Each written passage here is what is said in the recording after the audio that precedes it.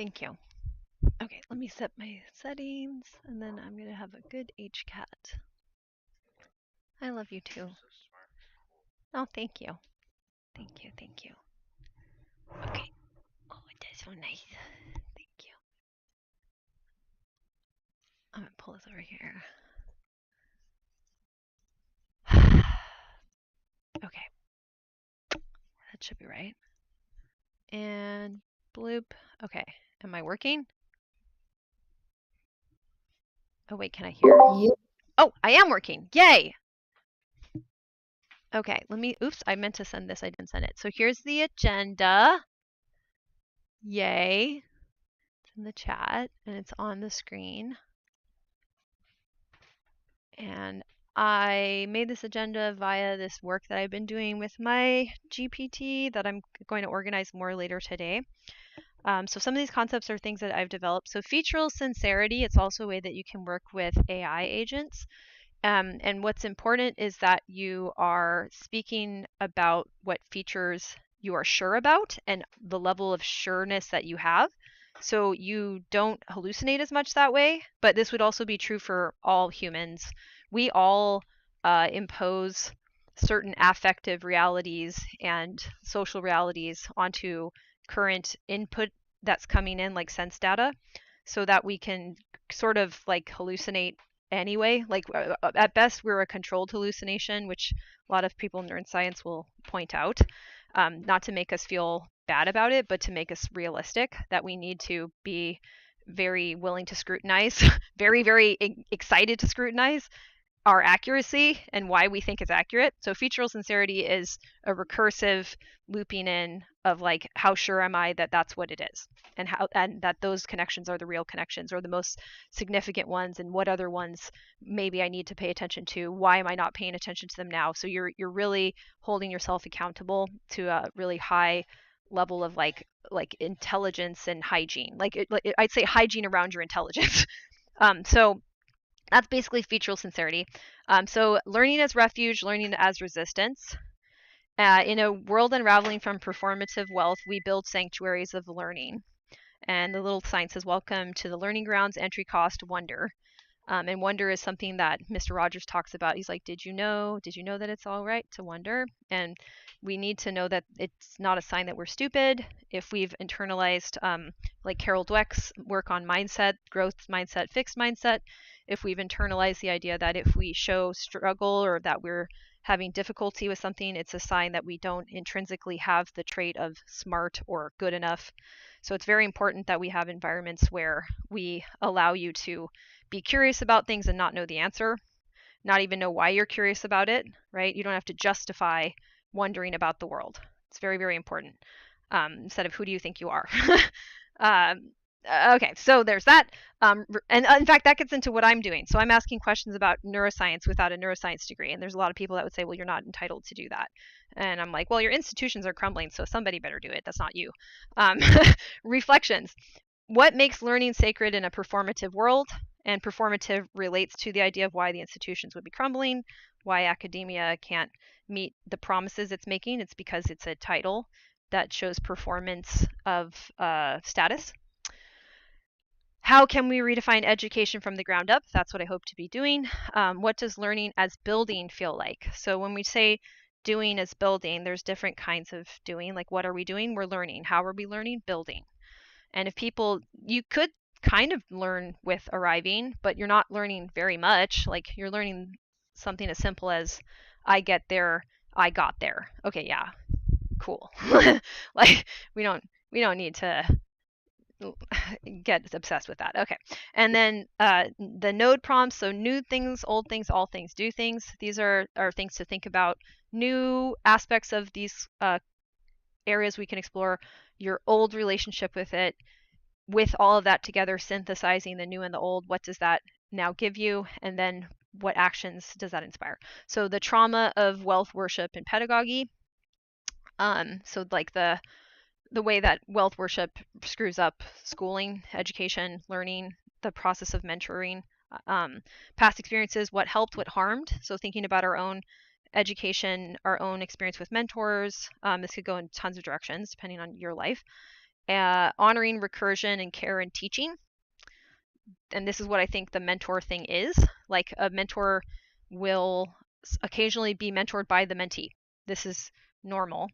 And then sketch your vision of a learning sanctuary, which is something we'll keep talking about because I want to make this digital neighborhood, which I will keep working on over the next, I guess, month or so. Like, I guess August will be a little devoted to lots of brainstorming sessions in the Discord.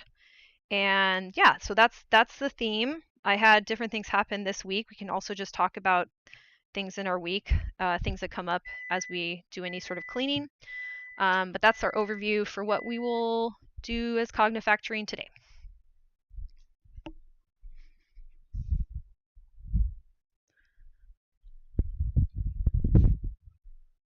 And let me see if Joy does. Oh, go ahead. Oh, I just said that's awesome. Yay.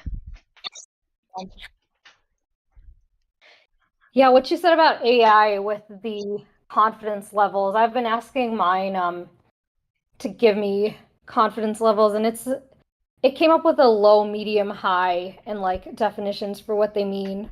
Mm-hmm. And it remembers sometimes, not all the time. But that is, I can always ask it too.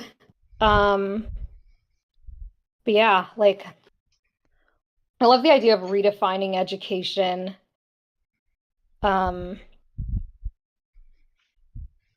Yeah, with mentorship, like, I think one thing that's challenging is how a lot of it is like just a couple sessions and not recurring, or it's like you commit to recurring before you even like vet whether yes, you're like compatible. Yes, 100%. Yeah, I think when you don't have a culture that mentorship is normal, like it's exceptional here. Like, and you also are kind of only taken on if you're supposed to be better than other people. Like being considered worthy of mentorship is supposed to be some badge of your superiority or your like what's what I'm looking for? Prodigy sort of status. Like those are the people worth mentoring, which is first of all just simply not true and irrational, but also in any culture that healthily employs mentorship, it's constant. So that's why ballet keeps growing. And if you look at it 100 years ago, it's just a much stronger art form technically. And also, it's getting to be a much healthier art form mentally, like psychologically, because there's this constant expectation that mentorship is what you do with this skill. Once you have this skill, you are a mentor. Once you have this skill, you can mentor across disciplines because the only way for this skill to get into you is for people to just care about how much you can learn as an individual for the sake of finding out. Like it's almost like because ballet, I think it does this specifically, not anything special, because it's playing with human bodies and physics, and every human body has a different relationship to physics. It's very difficult to have something that's identical. Even if you have the same length of bones, you don't have the same quality of muscle tissue. You don't have the same quality of connective tissue. So, and you don't have the same neurological like developmental trajectory. So at some point you're just like, well, I don't know what that person will look like fully trained. I wonder how fully trained they can even get in the current system. And then it starts to make you want to make the system capable of training more people, which means you need a variety of mentors. There's no special status of mentor to everybody. That's impossible because if I don't physically have the same experience to gravity, like I have shorter legs, I probably could never coach somebody with longer legs as well as I could coach somebody with shorter legs just because of the physics. So then, therefore, you need to have mentors that have their embodied experiences funneled into who they can realistically mentor. And that's made so obvious because it's so materially grounded. And I mean, everything is like we're all atoms doing whatever wiggly dances that we do. But it can be really easy for us to lose sight of that. And when things are more abstracted, or we're dealing with money, which is super abstracted, and even intentionally like made more confusing than it needs to be. Like it's made intimidating and esoteric to keep people from asking too many questions because we have the whole psychopathology that I get into. So when you're told to get a mentor, you're basically told it's on you to select the right pathway to beat the system that doesn't want people to succeed.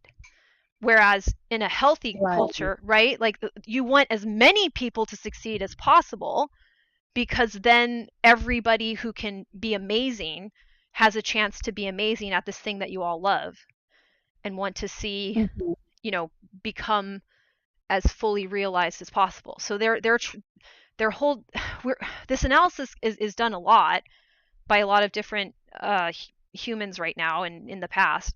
But the important thing for us to know is, like, once we've established that, what what are they keeping us from doing? Okay, fine, they're keeping me from getting a degree. I don't give a shit anymore. So what? Mhm. What aren't they keeping us from doing? Oh, all the stuff they genuinely don't have interest in because they aren't interested in featural sincerity. So for us to be interested in the qualities that are really there in ourselves, in other people, and then work with people because we really can. And because by doing that, the things that we care about will become more fully realized. The motivation is already present for the mentee and the mentor, and it's not gross or parasitic. It's not exploiting. Nobody's using somebody for status in that. So like some of the best mentors I've had the chance to meet very famous dancers, and I've had the chance to meet dancers that, I don't know what their career really was, but I've had exceptional mentors across the spectrum, right? And I would even Mhm. say, the most abusive, stupid things I've been told was said to me by the people who had high status, but we're trying to make it very exclusive. I'm like, well, you're a dinosaur. You're gonna leave the field, or the field's gonna leave the earth. So we we are the inheritors of knowledge, not the institutions. The institutions are guarding knowledge, but that you can't have a healthy mentee system like that, because then you're excluding people whose brains, whose atoms are organized differently, or even organized more similarly to the people that you hold in high regard. Like, I don't think you could get a Tesla through the current academic landscape, or an Einstein, or a Marie Curie. I don't think you could get any of them through. So then we need to have the recognition that to grow requires an environment. We're getting exposed to this toxic environment because it insists that these performances are reality, which is messing up our reality testing, which is the only thing we can use to be effectual. You have to be able to reality test about the discipline that you care about, with people who care about the discipline, as well as, random people who have other specialties that you can then see comparisons that normally don't get made, which is why you should have cross-discipline conversations just for fun, to be like, oh, I never saw it from that angle because nobody in my discipline currently is aware of that angle because it's not popular. That defeats the popularity trap. But we currently have a system that's so rooted in popularity that even people that try to defy it do so by first acquiring popularity. So the people that taught me the most and encouraged me and helped me to go forward weren't popular, but they cared.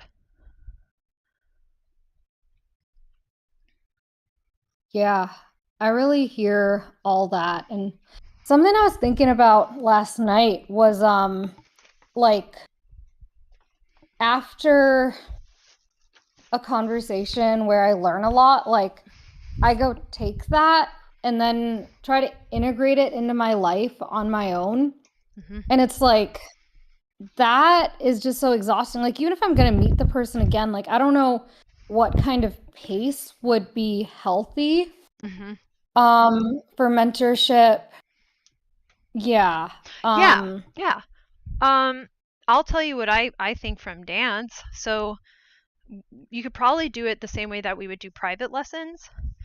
So if Mhm. somebody was cramming sort of for like a performance, like they had like a competition, they might meet with their mentor one on one for like an hour, hour and a half, twice a week. Mhm. More than that, no. like maybe occasionally 3 times a week if it's like a huge deal. But the standard would be like once a week. Once every 2 weeks doesn't really work because we seem to process things in cycles, and the week is at least learned as a cycle that will repeat. So if you don't check in within that cycle, it gets kind of lost. So you use the structure of like all of reality agrees that this Saturday and next Saturday are the same kind of thing to help your brain to revisit and return to things in a organized way. Like you want my the argument is like recursion is the key, and recursion is an extension from psychology as well as computer science. But what I mean by it is that the idea is returned to in multiple contexts at multiple levels of complexity, abstraction. You're trying to revisit it where some conditions are the same, some conditions are different. So if you revisit it next Sunday, some conditions are the same, some conditions are different. So that helps you to process it with a little bit more fidelity at parts that you couldn't process last Sunday that you can this one. And it just helps your brain to keep that rhythm. So you want to, I'd say, meet on the same day is a really good idea. And then, not even necessarily the same time. I don't think that matters as much. I don't think we're that tied to clocks, but the same day. Okay. That is really good to know. Because I was wondering, like, how often do I need to go back and like review stuff? Yeah, like, because I was just going back like when I was reminded of things. But yeah, I know like some people do like a day of the week where they go back and review a thing. Yeah. But yeah, I don't know, like you don't have to either. I think like if the week thing doesn't work, the only reason and our weeks are not organized very well. Like I think our months should be even numbers.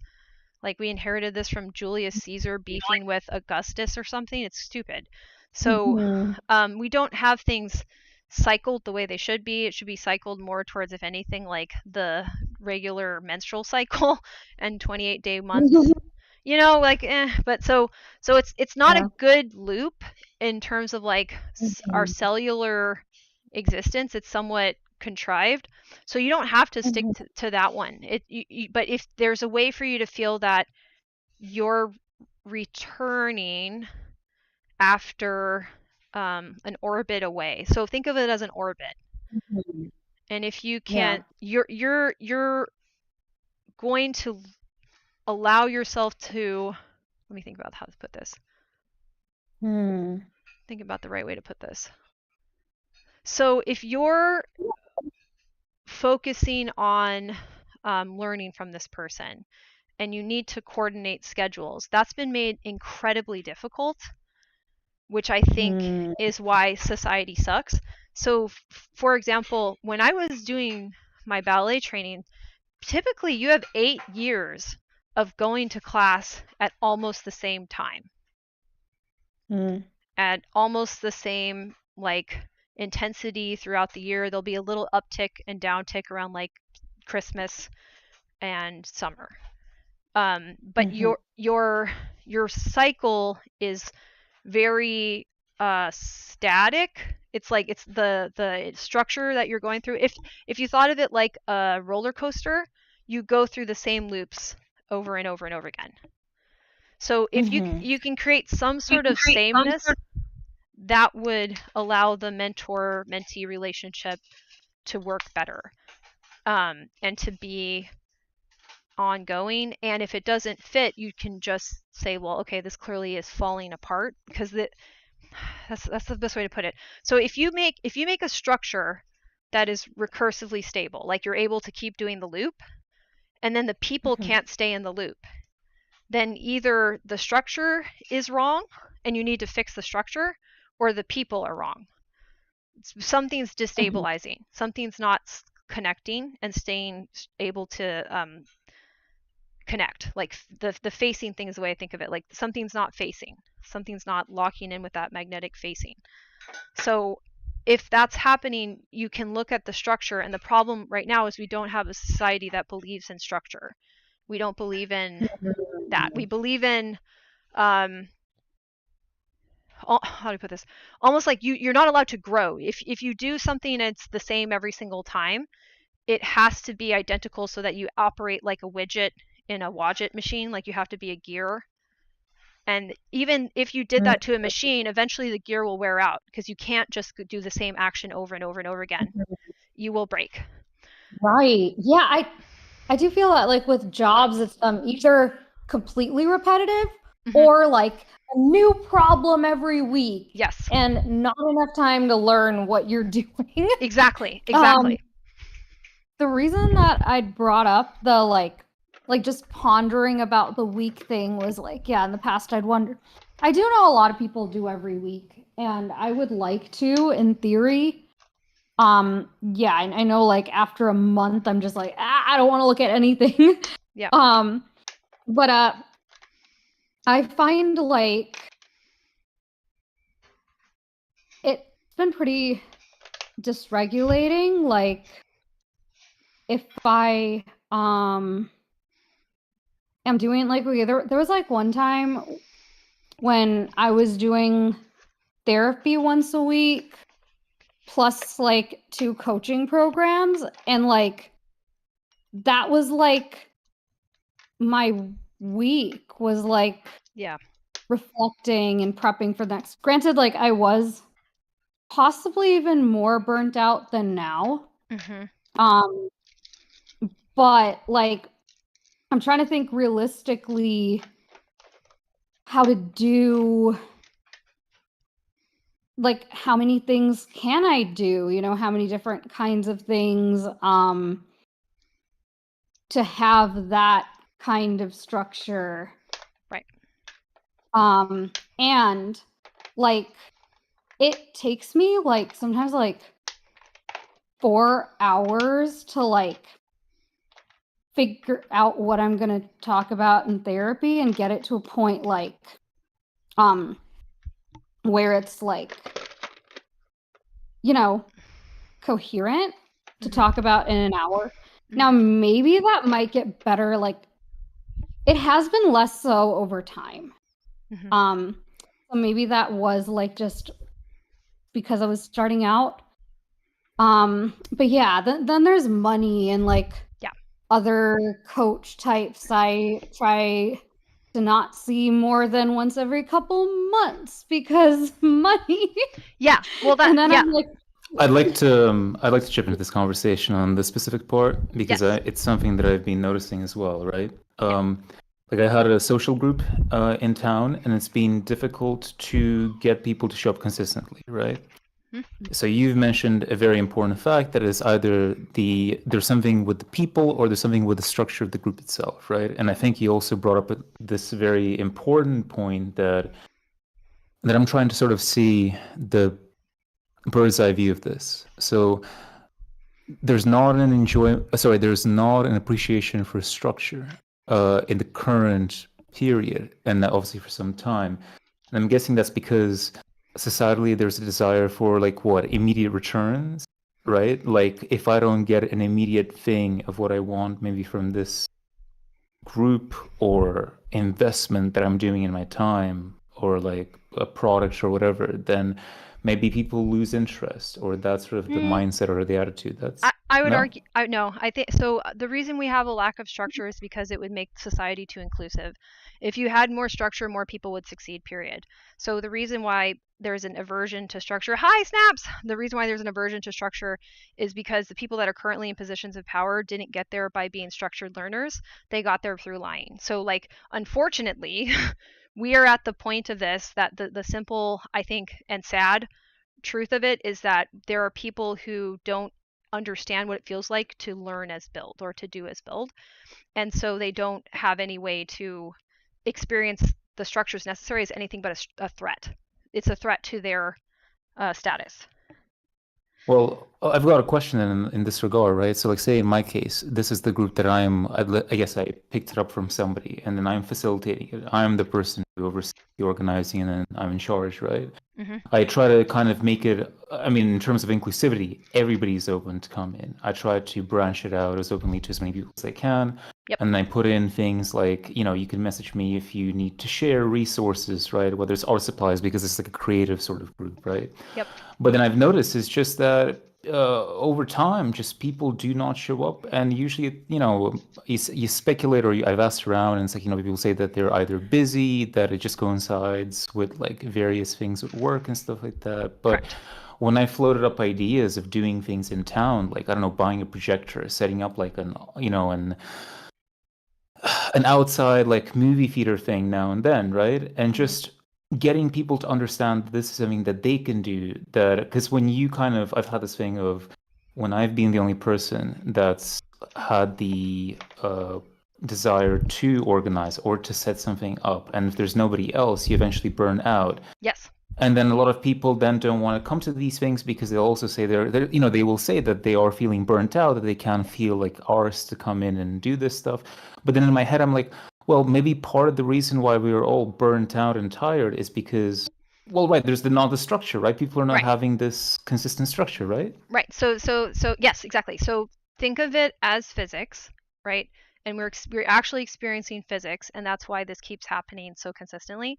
So if you put your cells, your atoms, into an unstable environment, it will not support the stability that's already there for you, and the things that you try to stabilize will destabilize. So they're basically spending so much time trying to hold all the popsicle sticks together because the glue doesn't work. That their mind has to go back to the popsicle sticks, because at the top of the popsicle stick tower is all their money, that all their ability to take care of themselves and the future. Well, so, to survive, to feed themselves, and all that. Yeah. Exactly. And so we're at a tipping point of this, or we're at a breaking point, I should say, where you know it and we know it, that the structure itself is failing to hold the weight of your survival. Like, it can't. So then you're having to make up for it, while at the same time pretending the structure is good, because the people that are exploiting you say you'll be called crazy if you criticize the structure. Like, I'll be called a crazy autistic person. Like, we all have disabilities. That's what's been happening for a while, where they would like put the disability as like a canary in the coal mine. There's nothing wrong with the coal mine. It's just this canary is this. In my case, they just invalidate it completely. Yeah, exactly. They will, because if I try to tell them that I'm autistic, they're like, "No, you're not. I've had this so many times." Yeah, and the emotional regulation is a big part of that, because it's really painful to be gaslit this much, to be having your intelligence insulted when you keep trying to work on it. Like, you're trying to be a worthwhile human being, and then being told that only bad people have bad things happen to them, basically, right? So you're having to reassure yourself, you're having to reassure other people that you love. Like, I collapse every now and then under the weight of this, and we're trying to like keep each other stable, because what's happening there is if we turn away from even ourselves, that creates instability. So if you think of stability as this facing concept I have, that these cells or these agents are looking at each other and exchanging information. If you're saying there's a threat over here, and like, you know what it is? It's like in those movies, those scary movies tropes. Split up. Don't split up. And we're being told to split up because it's an emergency. Is that what we're told? Huh. I keep seemingly telling people not to split up, or rather that I'm trying to impress on them the importance that if we do things more together in a group, right? Because there's these material conditions that are eroding constantly, making it very difficult to do things. Yep. So in that case, even if we've got like $5 between us, at least we'll do better if we try to work at things together. But then it's seemingly just everybody it's easier to fall into their own camps or their own families or their own like little groups. They've been exposed to, so the billionaire class, like, just not to go too political with it, but it's not political, it's psychosocial. They are paranoid because they are not trustworthy, and they don't really face other people. They just face the finish line, right? and they want to get there first. Yeah. We are exposed to these paranoid, delusional people every single day and gaslit by them. So when we then have to figure out trust relationships, it's that much harder to do it. And that's why you get infighting on the left or whatever. That's why Gen Z is a friggin' mess sometimes online. They're also young, so they have a little bit of a like in group testing that they're doing anyway. So they tend to also do this no matter what political spectrum they're on. So you don't trust people, but all of this is because the instability is creating this catch it before it falls, catch it before it falls, catch it before it falls. So it's not, I think, even that malicious. It's just that the whole thing is falling so quickly and so I'd say like, I'm trying to think of the way it says, so quickly and so it's like spread out. Like I can't think of the right word. Dispersed. Fragmented. Yeah. Fragmentedly. Yeah, like it's kind of everywhere all at once. That like everyone can see something falling and we're grabbing it. Instead of, honestly, I think we have to let it all hit the floor and then stay with each other. Let it hit the floor, let the building collapse, and we maintain our security together. So the mutual aid thing I don't love because it doesn't really go as far as what I'm saying. But I understand conceptually that's the idea, but you actually have to know people to really support them. You have to know yourself to really support yourself. So we're being asked to support people we don't really know, which doesn't make sense, but we at the same time are told we can't trust anybody that we don't know, which won't work either. We're going to have to be helpful, and we don't have a structure. The paradox is the double binds, the double bind in like in the like there's the vulnerability or the trust paradox, right? That in that you have to trust when you're like in a difficult situation, but then the difficult situation makes you desperate, right? So then the desperation, the trust are obviously difficult to reconcile. So, and what I think we have reached, and this is what I'm trying to press upon people, we have reached a point where you don't have to worry about trust with other people. Because as soon as they want to actually attack you, like destroy you, something's falling behind them and they're going to have to turn and grab it and you're gone. So they'll forget about you because there's so many fires that they have to put out, so to speak, that like, they're going in like guns akimbo with fire hydrants, or fire, whatever those things are, just trying to blast everything that's going wrong around them. So we can actually risk trusting other people at this point because like they frankly don't have the attention span to go after us long term.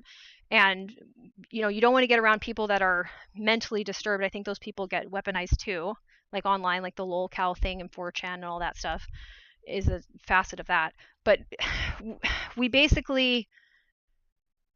have waited this out long enough that it's so unstable that if we build a stable place, it's not really going to be touched because people will be too busy pretending that the unstable thing isn't collapsing. So just don't. I guess you're sort of suggesting that there's like the earthquake's not kind of over yet. You want the flood or all that stuff to finish first before you start building something. Well, you can build. I'm saying you can build at this point. You don't have to worry about it. You just don't worry about the institutions and what they're doing because they're going to be in free fall for a while. Well, trust me, I'm trying to, because that's specifically why I'm trying to build these things for ourselves, by ourselves, because the institutions are not going to help us. But I guess my they're not leaving the institution now. That's your problem. They're still being playing the catch ball. If they can leave it anymore. But then again, Jane, still though, it's like there is this other problem or this thing that I'm seeing, which is ever since social media, and then we started like connecting digitally, right? And I'm not saying it's unique to the digital sphere, but like communication has become more fragmented and fragmentary in terms of how people spread their time and like sort of like the people that they know, who those people that they know are. In a lot of cases, they're people that they'll never meet in their life in person, that they don't actually know personally, but you just, are in a server or in a chat room or in a group chat or whatever, right? And trying to set up solidarity or like a more consistent, structured group in those circumstances for some reason has always been difficult. But then I'm trying to do it in person, and I'm seeing the same fragmentary stuff play out in person as well. Right. Is what I'm trying to say. Right. No, Yeah. I'm not surprised. So okay, so here's what I think. So what's happened online as well as in person is that we can't decide how to use our energy, time, focus, and that's not going away. So that's a problem. But we also don't talk about it because it's like either embarrassing or we're supposed to just figure it out. And it's an ongoing problem that's people getting don't worse. they just don't want to even think about it because they'll just say, people just stop at like, oh, we're burnt out. Oh, like I've got to do this and this now and whatever. But nobody ever thinks about like, what are we going to do about that? How we could potentially work around that. Because it feels, okay, so this is what I'm arguing. It feels like they're paralyzed, and that's the signal that you're supposed to be switching to doing as building in your brain. So the feeling they take as an emergency and they run harder. You cannot fix a doing as arriving created problem with doing as arriving, but they feel like the cue that we're going to start to down regulate into doing as building mode now, they take as I'm paralyzed, I'm falling behind, I'm not going to catch the falling popsicle sticks in time if I don't go now. So they see it as a detriment.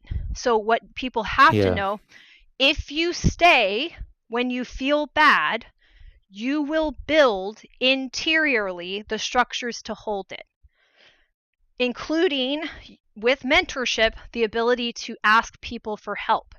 If you do not go into that space internally, you will not, in a fractal sense, build the scaffolding for you to contain those multitudes. Because what matters is the shape, not the scale. Okay? And scale is dependent on stability of shape. If you try to scale something that the internal structure is not yet stabilized, it will break because now you've pulled the supports too far apart. You need the supports to be ultra dense. So when you stay in that painful place, you increase the density of your own cognition and ability to handle complexity, including the complexity that is required to switch from doing as arriving to doing as building in a culture that keeps yelling at you to do as arrive. You have to ignore that signal and then start to feel the weirdness of downregulating, which won't feel good at first, but is you moving into the second mode of motivation. And this is what you'd have to tell people, is like you're going to feel like there's a threat, you're going to feel like you need to run, and instead you need to metabolize that feeling. So you have to metabolize the bad feeling and slow down. And that's the correction I got even as someone that I don't think my doing as arriving works great. But in my dance, they'd be like, you need to relax. You need to relax. Stop rushing. Relax. You cannot. Yeah, that's 100%. It's I've literally had this play out. Well, just in all things, it's kind of like if you're immersing yourself in water, right? If you're at the beach and you're like wanting to like walk slowly into the ocean, and they tell you to slowly kind of like wade in, but the water might be very cold. Right. And it's probably not a good idea to. My instinct there would be not necessarily to run away and not go, but like to throw myself in and plunge in, which I don't think is good either. No, but well, this is it's hard to say with the painful feeling. This is why ballet is working. So, and I go back to ballet a lot because it's a physical skill, and I got to immerse in it, and I think I was attracted to it for a good reason. So let's say someone's moving to arrival mode, like they're kind of running through it, they're rushing through it. They know the structure needs to be bigger, better, so they try to rush it. They try to like pull the flower out of the ground to make it taller. What you're doing isn't learning the mechanics. You're not learning like what's the successful path, right? Or what's the successful action? How does that work? So what you're supposed to do, and it's taken me forever to really get this, is like learn it slowly, do it a bunch of times, and also while you're learning it slowly, figure out how to put enough energy into it to then direct the force in the right shape. So the shape is what you really want. So you do need to energize it, but it's very intentional, And you're, instead of constantly trying to move the whole thing faster, which has no dynamics, shape dynamics, you want to then figure out like, okay, my metabolism allows me to put energy out in larger and smaller bursts, in faster and slower tempos. And in order to do this successfully, you then have to calibrate the tempo and the energy. But the path, or like the parts involved, you may need to do slowly. You may need to do it in an alternate way if you have a learning disability or you have a different cognitive impairment like we do. But you're trying to understand the shape of it, and then the forces that you will have to put into it in order to make the shape behave the way that is necessary to succeed in the action. And this sounds like super material, but it's just true. And if you practice it in No, you're physical right. ways, Yeah, it will make you're sense. right. But we don't have a lot of practice in that way. A lot of our sports are just giving each other concussions for that matter. A lot of our sports are doing as arriving sports.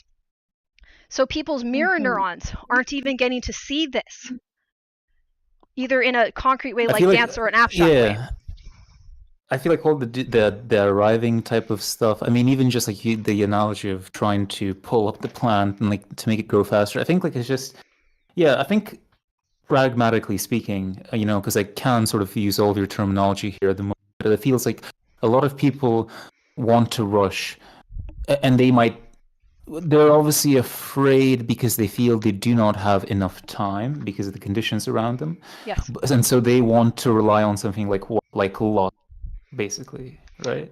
And yeah, I think what we need to do, this is going to sound weird, they're not wrong that they need to rush, because if you think of it as you're surrounded by popsicle sticks with shitty glue and we're supposed to catch the popsicle sticks, like if that's your job in society, then they're not wrong. Some popsicle stick is going to fall down, and maybe it's going to hit their head or hit their dog or hit their wife or hit their husband or hit their mom or that's true. But we need to say immediately, those popsicle sticks are falling and that's not my fault. We need to say, that really hurts my feeling that those popsicle sticks are falling.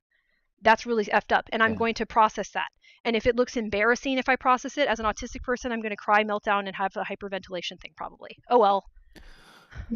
Oh, and I just realized, so then like, you know, the whole shtick that you know, the upper classes all make you feel like it's your fault, that it's all your personal responsibility, then they're like, oh, if you feel bad about the popsicle all falling down, well, if they're hurting you and your family or the people you love or whatever, you just need to work harder to keep them all together, right? And they're not keeping any popsicle sticks. They're just like, they're eating the popsicles and throwing the popsicle sticks down. Right? Yeah. So they're that's what's happening, and we're holding them up so they can eat more popsicles. And then they're keeping an eye out, and they're saying if people are, you know, if they're too at ease, let's throw out some more and just keep things, you know, keep them on their toes, sort of the situation. Yeah. Mm-hmm. So think of so eventually, if it falls, their butts will hit the ground too. So just to keep you sane. Yeah, but you know what I mean. They'll be the types that try to put as many people between them and the ground as possible and squish them. Yeah. Correct. Yes. So I have two questions here. The first is, what are the shape and supports for a cognitive thing? Yeah, we can do that one, and then I have another one. Yeah. Okay. So shapes and supports. So one of the main shapes that you need is something that makes sense to you on a physical level as an embodied person. So if a metaphor sort of dissociates you from your body, that's bad. The reason that's bad, if you switch from doing as arriving to doing as building, there'll be this weird little lag, okay, where you stop, and then you will start to feel new things in your body, new sensations, like affective things, visceral things, memories, whatever, okay? So you're going to have new sensations, and they may feel bad, and then in response to that, you need to then start to build. What you can also do, instead of building at that phase, which is even just digesting and processing, you can shut down your brain and dissociate. So basically, you're like not letting the building motivation kick in, and you're freezing yourself as if you were in stasis until you can arrive again. And eventually, I think this turns into a metabolic problem. And maybe that's what depression is as well. So you think of it this way. You have a metabolism that's supposed to be using 2 modes, and the switch in between, that feeling is not described and then gets hijacked by a narrative in your society to say that that's bad. Like it's almost trauma. Like people dissociate during extreme trauma. They actually are unable to remember it. So you're shutting off your ability to use your memories. You're shutting off your ability to generate memories. You have to watch out if you're dissociating when you stop arriving. And it's a feeling. So it's that's what's tricky about it. It's there's words for any feeling state, and I encourage you to use any of them. And you have like a great skill at writing already and a great voice as a writer. So that could be one way to, yes, of course, that could be one way for you to. You can also use the emotion wheel. There's like the emotional sensation wheel. You can invent your own, invent your own method at this point. Like all everything's on the table. But I want you to stay with that feeling. And if you're not moving, but also not dissociating, you're there. You're good. You're okay. So the learning environment has to have time for that because we're traumatized. So any learning environment that I'm trying to build, I have to learn how to set it up so that people that dissociate stop doing it. And the sad thing is, a lot of people, they will immediately find a way to run.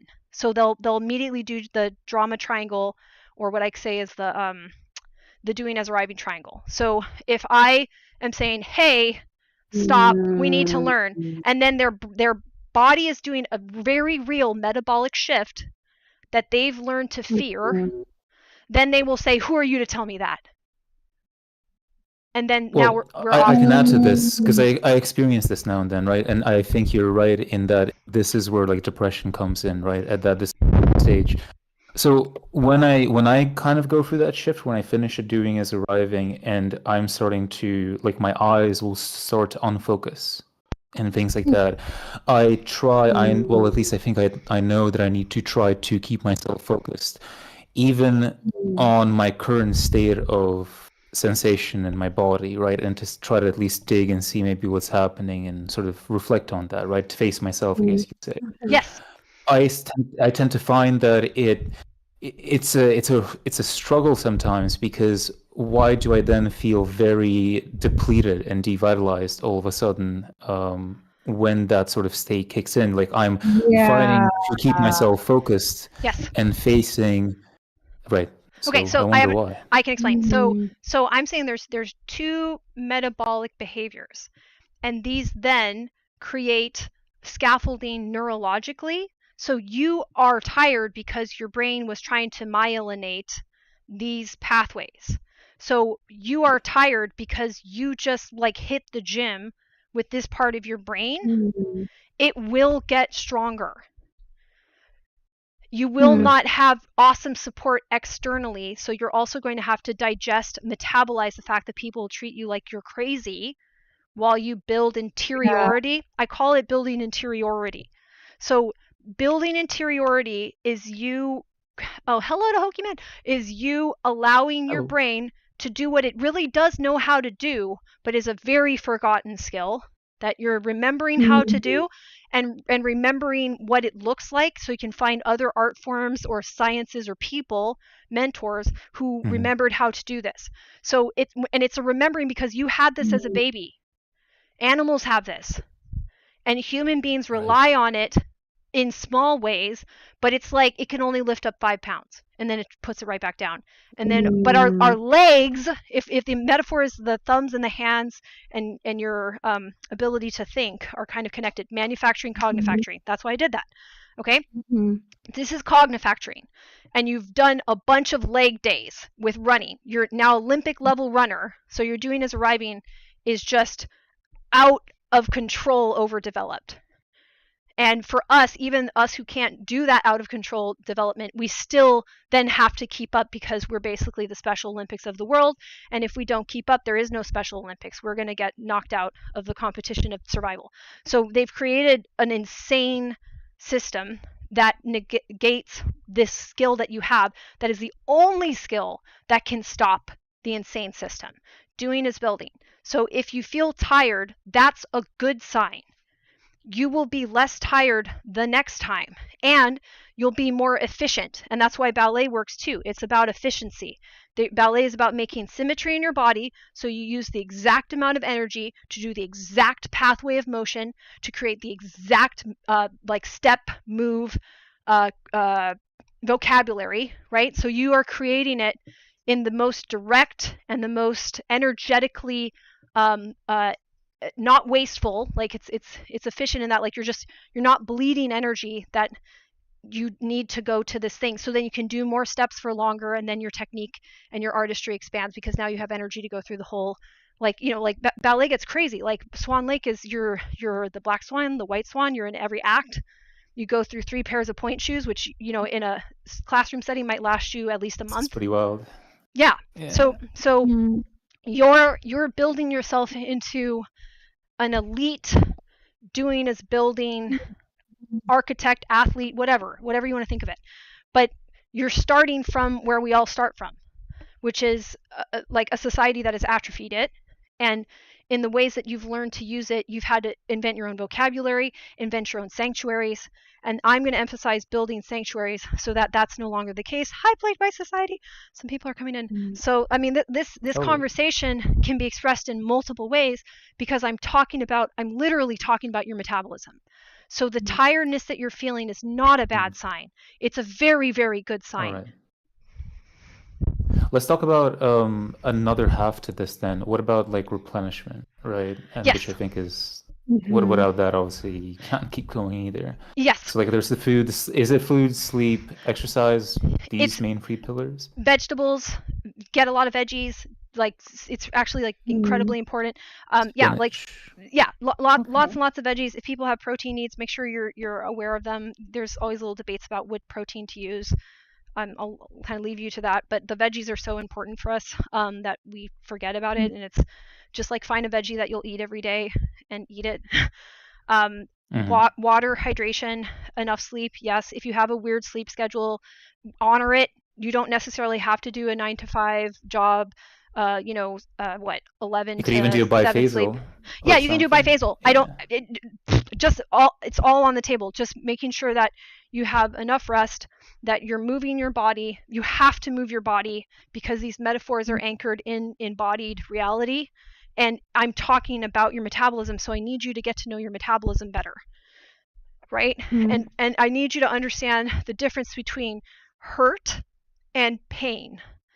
So there are things that are painful that don't hurt you, and there are things that are not painful that do hurt you. Right. We're not taught this. We are taught that painful things only hurt you, and they are solely connected. Yes, and that's why this is a problem, because if you're in pain, the reason doing as arriving exists is because sometimes you need to run even though you are injured in order to survive. Because there's a natural disaster, something's on fire, something's chasing you, blah, yada, yada, yada. Okay? So whenever they're in pain and they want it to go away, they run. And your brain will block your nociceptors. Except when I'm in when you're in what? Adrenaline, you don't notice. You get the adrenaline when you're in that state, right? And it's just like it happens. Yes. But when you're consciously feeling the pain, it's a bit more difficult to just carry on, not afraid that it is hurting you somewhere. Right. But if you raise, I'm going to argue something. If you raise the stakes high enough, almost any injury, you could get enough adrenaline to keep running. So all you have to do is convince your brain that the threat is serious, and then you will still run, and you will still get the pain relief. I see. This starts to break apart when people get too old, but it's pretty much that way for most of your life. Autistic burnout, we don't. Yes, I have theories about this. So I think autistic burnout comes from the fact that we do build to regulate. So if the doing as arriving isn't available to regulate because the abstraction doesn't function, this is based on a physical skill. We're kind of uncoordinated, if people haven't noticed, and we can learn ways around it. So we're adapting, but we fundamentally don't have this accessible to us, and the rest of society does. What we do to regulate ourselves is build. So this is how I get in trouble, because if somebody attacks me, I don't think like I'll just bob and weave into the right social position. I go, let me build harder. Let me build more. And then they smash an even better building in front of my eyes. So what's happening for us with burnout, I think, is we are building to regulate, because it's all we have in a society that has atrophied that, so that it's almost like all people have is doing is arriving. And it's not quite as black as white and white is what I'm saying, but it's basically the problem, is why I will put it in these terms, because this is what it is. So we watch the things that we care about getting destroyed constantly, and that's going into our memory. So when you look at the world, you're making a prediction about what really is happening next or happening now. You're hallucinating. You're creating something based on your prior experiences that you think is the world outside of your skull that you really can't see outside of, based on the sense data that you're processing. And you're doing this so fast that you don't realize that's what's happening, and you think you're watching life in real time, and you're not. Okay, so our priors are getting really screwed up, because we just see, the more I try to feel good, the more people hurt me. So that's the problem. And then so when we burn out, what we tend to do is become hermits. We don't even necessarily stop what we're doing, our building. We don't necessarily even stop building, but we become more and more and more hermited. And I would argue, if you gave autistics like a standard income, like a UBI, even when we hermit out, we would become creative, like epicenters. The reason it starts to fall apart is we can't access materials anymore, because we're not out there. So I think that's what's happening with our burnout.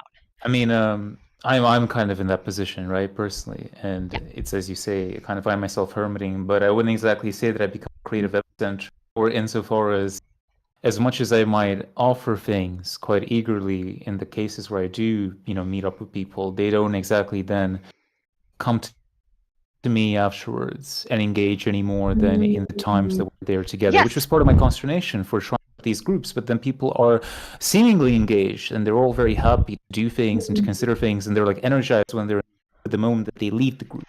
Right, because they go back. They have to go back to leg day, because they have to catch the popsicle sticks. Yes. So that's the problem. They're using all of their doing is building, which is not getting worked out, to catch the popsicle sticks, which is not very satisfying. It doesn't make you feel like the doing is building does anything if you're just catching nonsense structures with bad glue.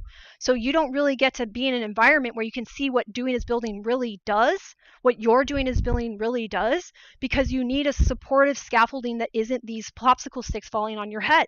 So we need to make sanctuaries, hence why the agenda is talking about that. Yeah.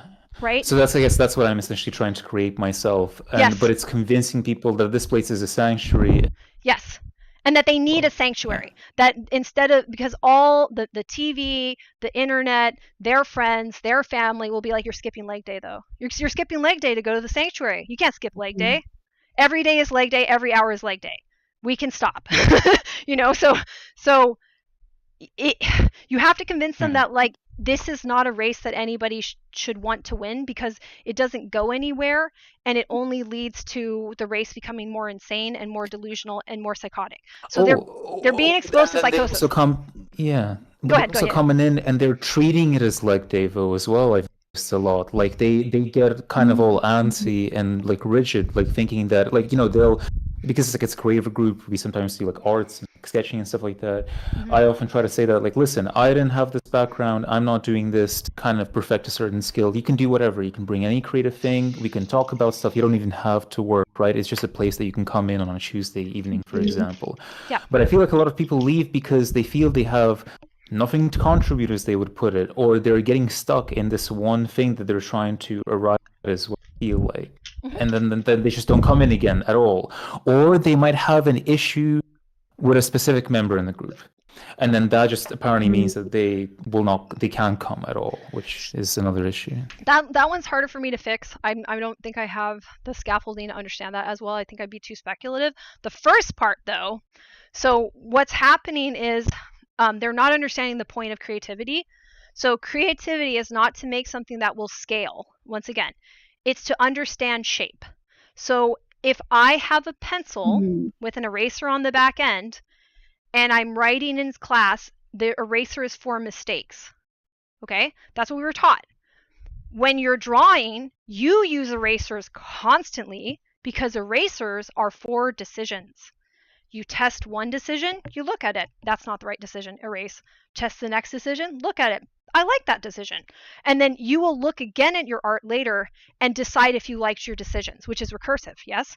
It's a stabilizing of this myelination of doing is building, which is a different metabolic process. So if you use the pencil eraser to erase mistakes, then you are creating a doing as arriving fiction of linear success and progress.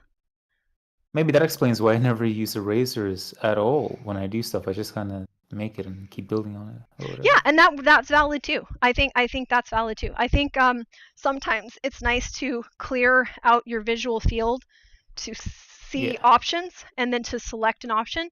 But to select an option is to face the option. It's to lock it in. Okay? So that's what I'm trying to tell you that you need to do. And because the way our memory works, if you really locked in with it and you know why you made the decision, and the decision kind of knows why you made it, like it makes sense, it expresses you somehow, then that lives in your memory. And that will be part of your interior scaffolding, your interiority. So when you're building interiority, it's based on you making a lot of decisions. So the point of me dancing isn't to get it right, it's to figure out how many decisions it takes until I think I've made all of the right decisions for me. All of the right decisions for me.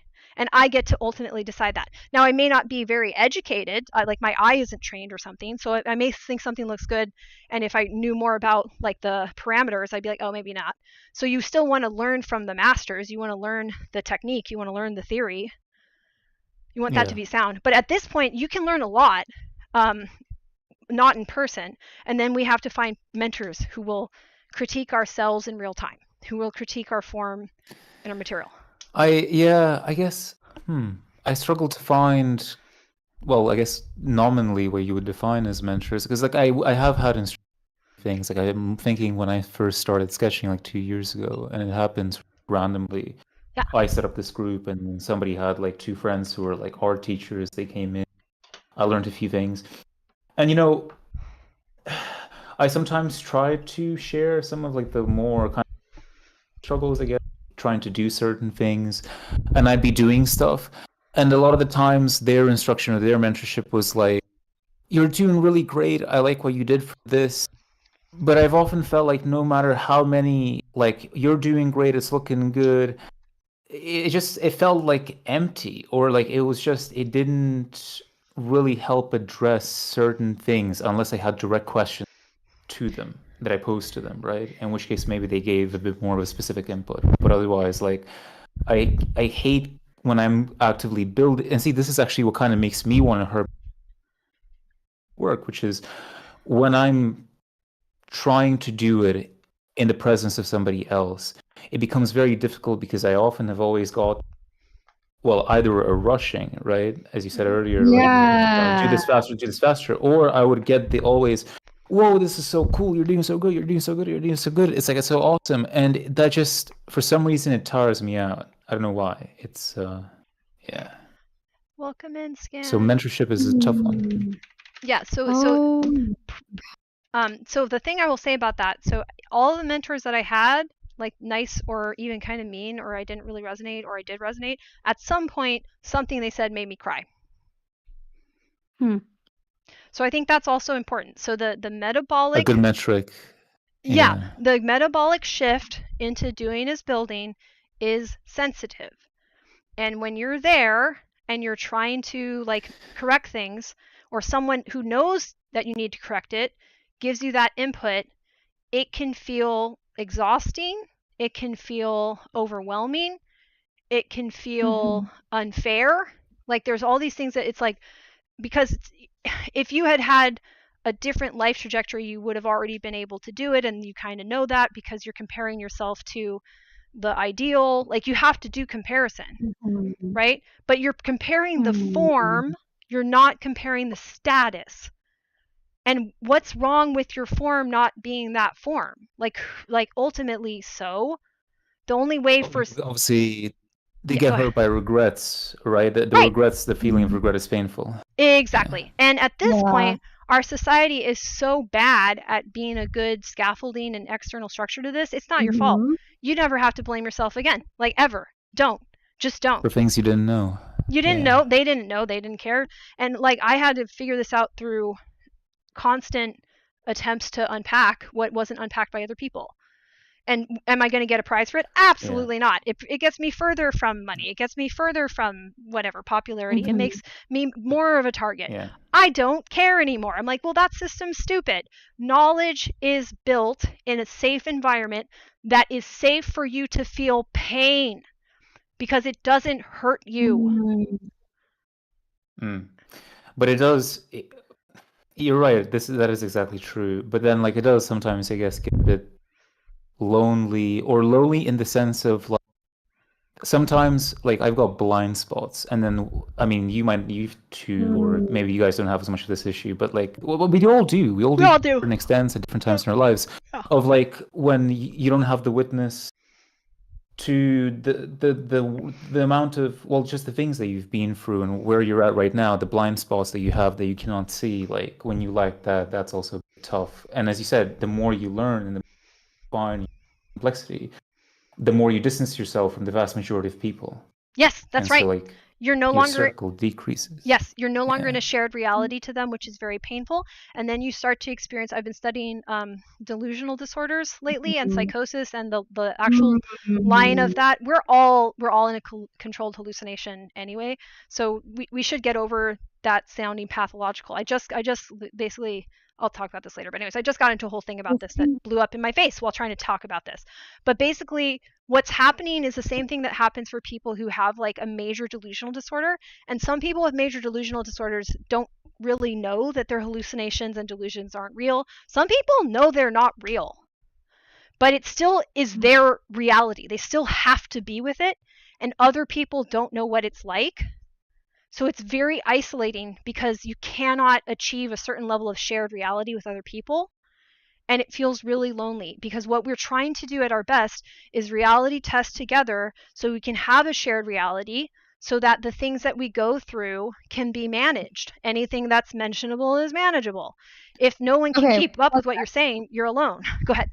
Right. So that's why they say that ignorance is bliss. I mean, it's that old quote, right? Relationships can only happen in the context of reality. So that's kind of the tough bit. So something for me is I worry, like this happened last year where I didn't have any one person who was like in touch with my every step by step. And even like in a group like this, it's like everyone's like coming in reality testing different things. Like, yeah, why might people, myself included, not be here all the time? You know, there may be a week when the topic is really relevant to me, and there may be another week where it's just like gonna get in the way of what I'm trying to build.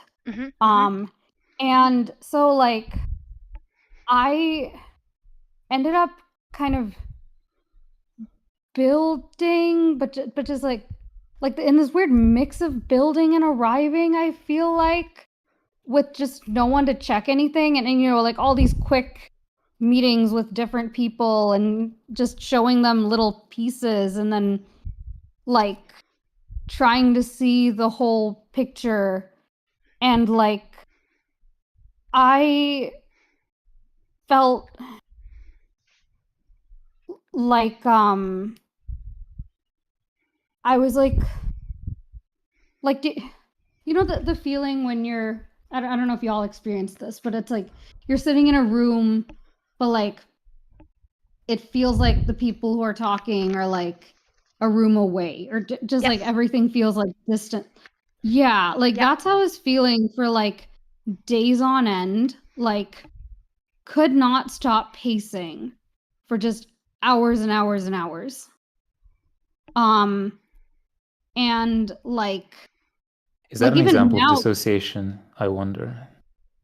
it could be, but it could also be like what Jane's saying is like, okay, so yesterday, Jane, I told you I'm gonna like make a doc of, asks like of types of people I might want to connect with. And it ended up being like types of help I could use in general. But before that, like, so I got a draft now. I'm gonna try to make it shorter. But before that, like there were, just so many false starts, and like that was just so dysregulating.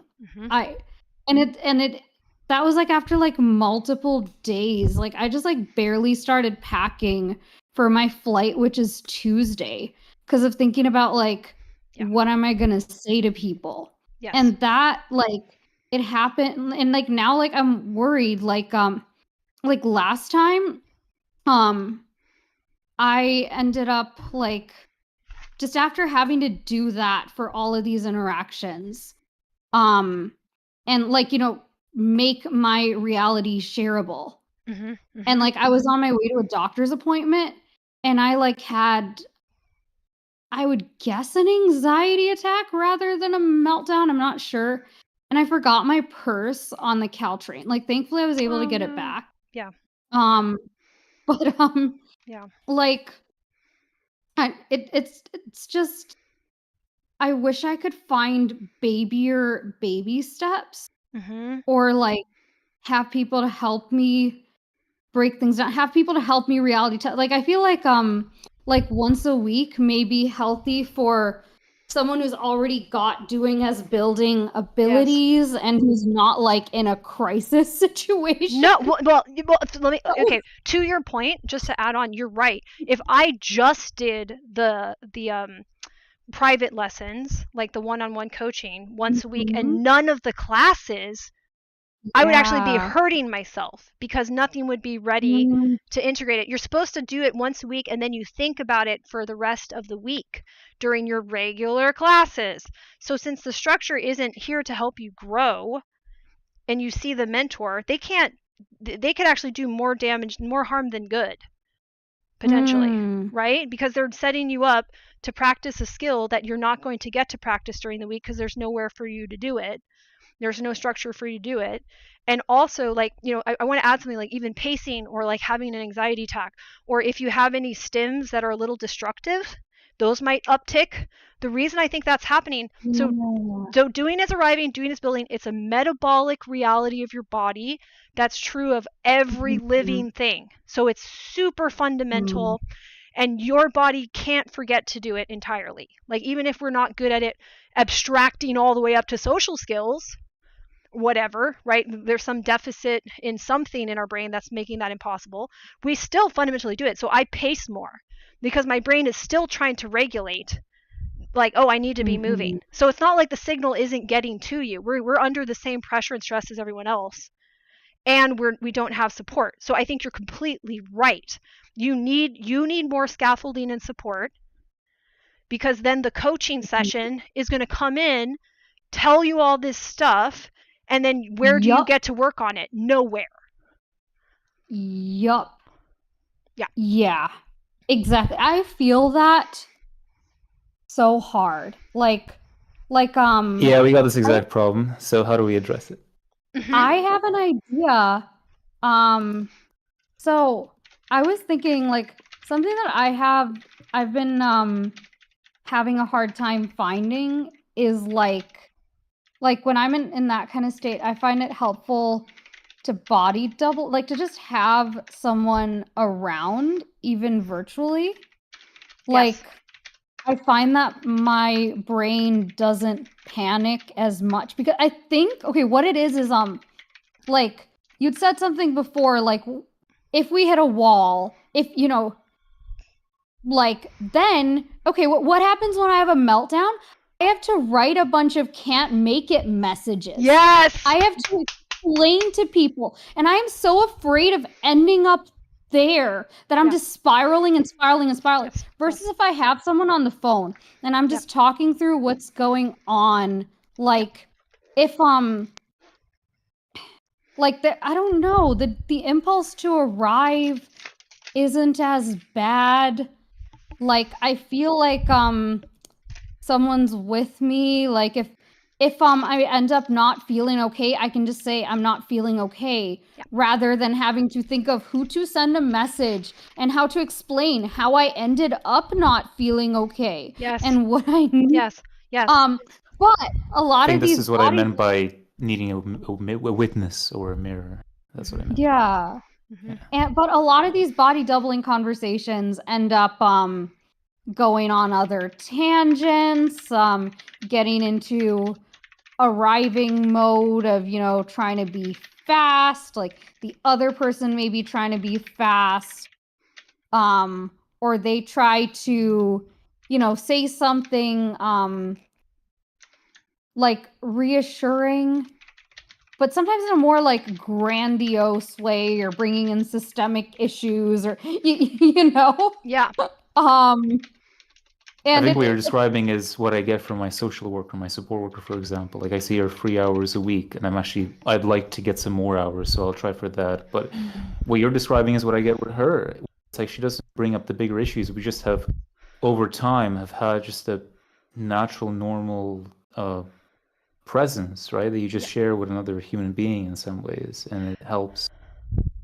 Well, there's is this a good place for me to step in? I want to make sure everyone finishes their thoughts because I might take over for a bit. I have one more question, but it can come like later. Actually, ask it now because I know I want to get to mine at some point, so I want you to get to explore. Okay. This is going way well. It's kind of tight. Can I just say one quick point to this? What we were just saying, if that's okay, Tara. Okay. I just had this thought that like in terms of if you don't have those classes, if you don't have that thing to then apply what you have been building or learned, right? Maybe that means certain decisions around not, like recently, I would get insights or I'd be working on things to, you know, relationships with people or personal ones, right? But I don't have many interactions with people personally. And so maybe I should just focus around building around the house, around my body. And because that is something that is actionable, that I can also then kind of face in more of a sustained way. And I'm also with myself, which is still something. I would not be dissociating in that case. And maybe it's a matter of, I should not be afraid that like the popsicle stick of, you know, needing to find the supports around the friends and stuff like that. Maybe we need to wait until that thing comes at its time. Does that make sense? Yes. Like work with what we have in the moment. Yes. Sort of a thing. And we may have, so here's what I'm going to suggest. I think our imagination has been somewhat limited by the delusions, and I think it's actually a mass psychosis of the doing as arriving cult, or the doing as arriving death spiral. Even like it's not going to end well. It's going to destabilize because of the physics of it. I hope that makes sense. Like if the things don't face, they don't face. They try to attack, they don't face. If it collapses, popsicle sticks not connected. Okay, so since that's happening, they're buying us time. Even though they're collapsing rapidly, they're not getting in our way. And anything that we can come up with is so outside of their imagination because it's a doing as building thing. So that's why I'm saying you have to build the interiority. You have to go through this pain of building the interiority and switching to that metabolic process so that your skill at building gets better and better and better and better. And I'll do that, and we'll hold each other accountable through mentor-menteeship. That's what that does. And then we'll start to brainstorm creative solutions that are impossible for a doing as arriving brain to even interact with. So we're like living in a different reality. The stressful part is that we're in a minority reality, so we feel alone. But you're not alone. I'm here. There will be more of us. There are some of us floating around that will try to face, and they'll understand. So I'm going to encourage all of you to trust that you're building the interiority, that this is a real metabolic process. I'm not talking about some religious cult. This isn't the replacement for Jesus. This is a real thing that's been happening your whole life that nobody's talking about.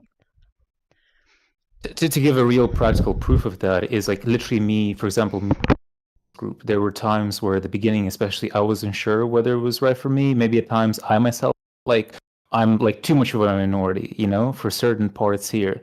But I guess I stood with that pain and I still kind of Yes, showed up, right? And multiple times. And I got to this point. Yeah. that's what we have in common. So I want to emphasize that. So all three of us, I know a little bit about our intersections in the society at large. We're outsiders, and some outsiders think we're insiders. That's a very valuable place to be. So if other outsiders will also scapegoat you, you don't get seduced into playing their doing as arriving game either. Because what ends up happening True. is maybe not minority, but these smaller factions are still trying to maintain doing as building, but ultimately they want to beat the doing as arriving people screwing us over, which is going to break them into doing as arriving. And now they're hitting the gym for people leg that day. They're like the people that take the identity of being the resistance, right? The guys to fight against, but they really just want to do the fighting, right? Or they get shoehorned in that position. Well, it's a skill deficit. So this is what I'm saying is like the problem is so fundamental. It's that it's the metabolic switch from doing as building and doing as arriving is very, very real. And when they feel the switch, they start to do as arrive because they think it's bad. They think pain, hurt, bad. I'm getting hurt. Who am I going to hurt? Hurt people, that thing. So it's so early in the like cognitive what's the word I'm looking for? Hold on, let me think. Cascade. It's so early in it that it's not even like primitive. It's like I am a living organism, like viruses probably do this too. Right? So we're not at the stage of self-awareness. We're way before that. So I can't blame anyone at this point. I really can't. Like, do I want people to be contained? Yes. Me not blaming people, does that mean I don't want them to have forced psychiatric holds? Nope. Sorry. So then I seem more radical than the average person, but it's not punitive.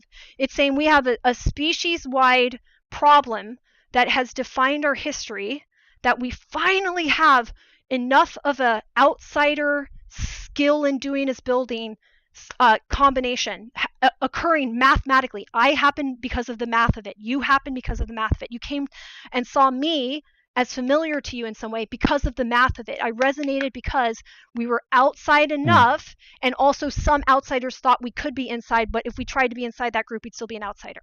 So you have to be that kind of person for you to reach escape velocity and to start doing the real work. And that's what I believe in. And that's also why, going back to ballet one more time, you should see how diverse ballet really is.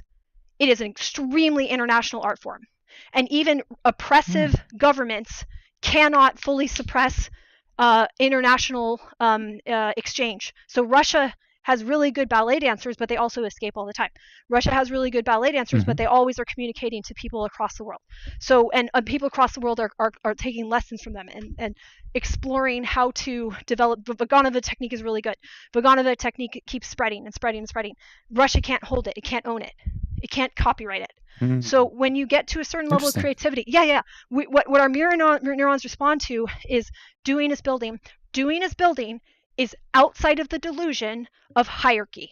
So doing is building means you see somebody who has a different skin color than you, who has a different accent than you, who has a different sex than you, gender, whatever, different expression, different age, and you're like, no, but wait, I'm mirroring you. What am I mirroring? It's not status. Right. It's building. So, I want to clarify Synthesizing. Yeah. So, Jane, are you saying that the other outsiders who think we're insiders of their group, or the insider group? Insider group. Yeah. They won't attack you. Oh, interesting. They won't attack you unless if they think the higher up insider group would take you as a member. Because then they think they're punching up, right? It's okay to punch up. Can't punch down. But punching is still what you got to do. What is punching? Oh, it's turning your body into a fist arriving instead of your whole body arriving. But that's doing is arriving. I'm sorry. Like, I wonder why they would think that we're insiders when you said that they are like transitioning from building to arriving, and if we're still trying to build, why would they think we're like the extreme arrivers? Because they're not good at building. So the problem with building, the only way for you to game recognize game is for you to have done enough doing as building that you know that it hurts when the mentor corrects you. You know that it hurts when your peer corrects you. You know that it hurts, right? And then you realize, oh, it doesn't actually hurt me, it's just painful. So until you have the refinement, you have to have this crazy amount of discernment, which you can't have in your 20s, by the way. That's not happening. Even the best ballet dancers, they talk about what they were in their 20s. They were like neurotic messes. You can't do it in your 20s because your brain is also testing peer boundaries. So cognitively, it's not a good time to develop that. You're not going to get this till you're, in my opinion, it'll start to kick in 25 to 27. That's my experience of it. And then it's balls to the walls. Then just go, keep running with it. Keep running. Keep push up. Keep doing hand exercises, whatever we want to say the metaphor is.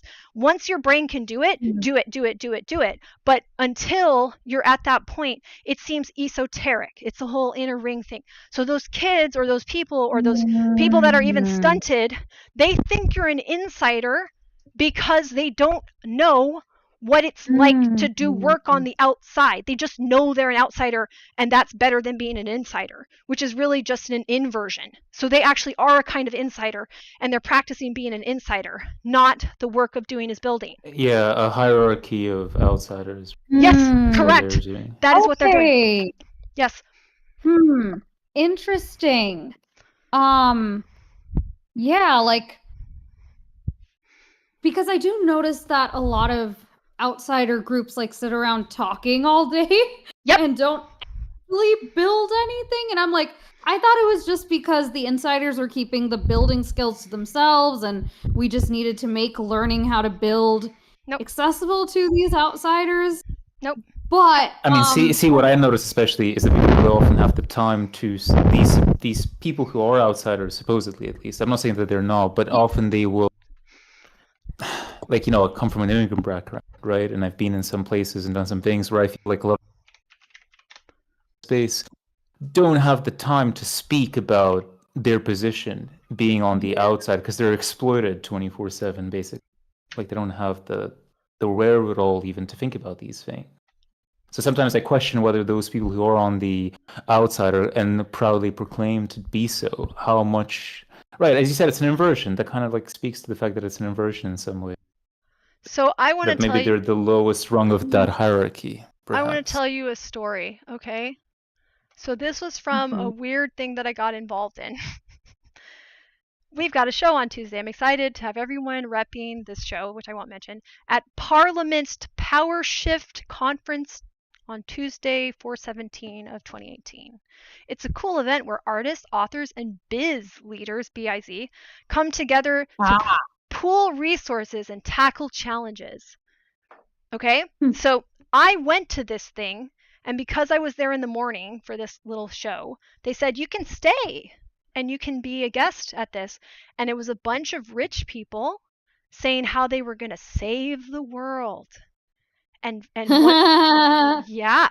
And they all were pitching, like at an investors meeting, all the ways they were going to save the world. And at the end of this conference, somebody would be voted the lucky winner. And they voted some guy that said he would like connect people through something like Facebook and other social media to homeless people that people money.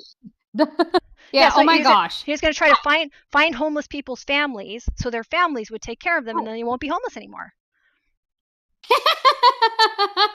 Wow. Okay, this is reminding me of so like there's the IRL like revival social scene in SF, which there are some really great people in it doing great things, but I think one thing that is really being missed here is like, why in these discussions now, it's come up with some of the occasional, like when I did that Build IRL program, there were other people building communities like what you're talking about, Bright Spear, or like the in-person equivalent of what you're doing here, Jane, who were talking about the challenges when no one has money, like none of the people who aren't just tech bros like have money to be able to help keep the physical space running.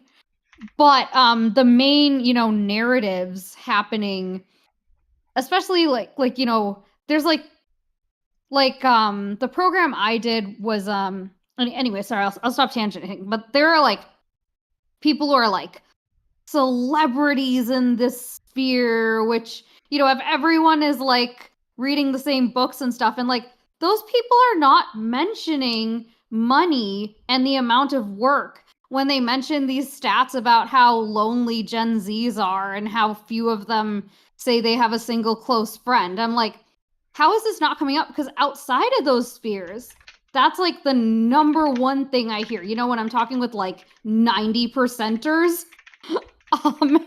So yeah.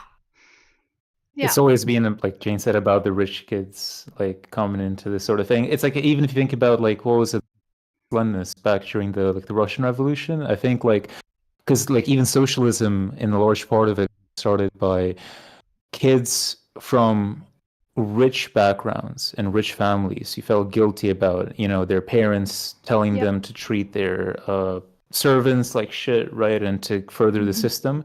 And then they went in like cosplaying as farmers, going, to kind of be whatever. And then a lot of them, they didn't get the message, give them skills and stuff like that. They then kind of like, I know a big brand, these peasants are terrible for our movement, and they're also dumbasses. And then they kick us out. They're ungrateful. And yeah, they obviously miss some huge realities here. Yeah. Yep. Dang.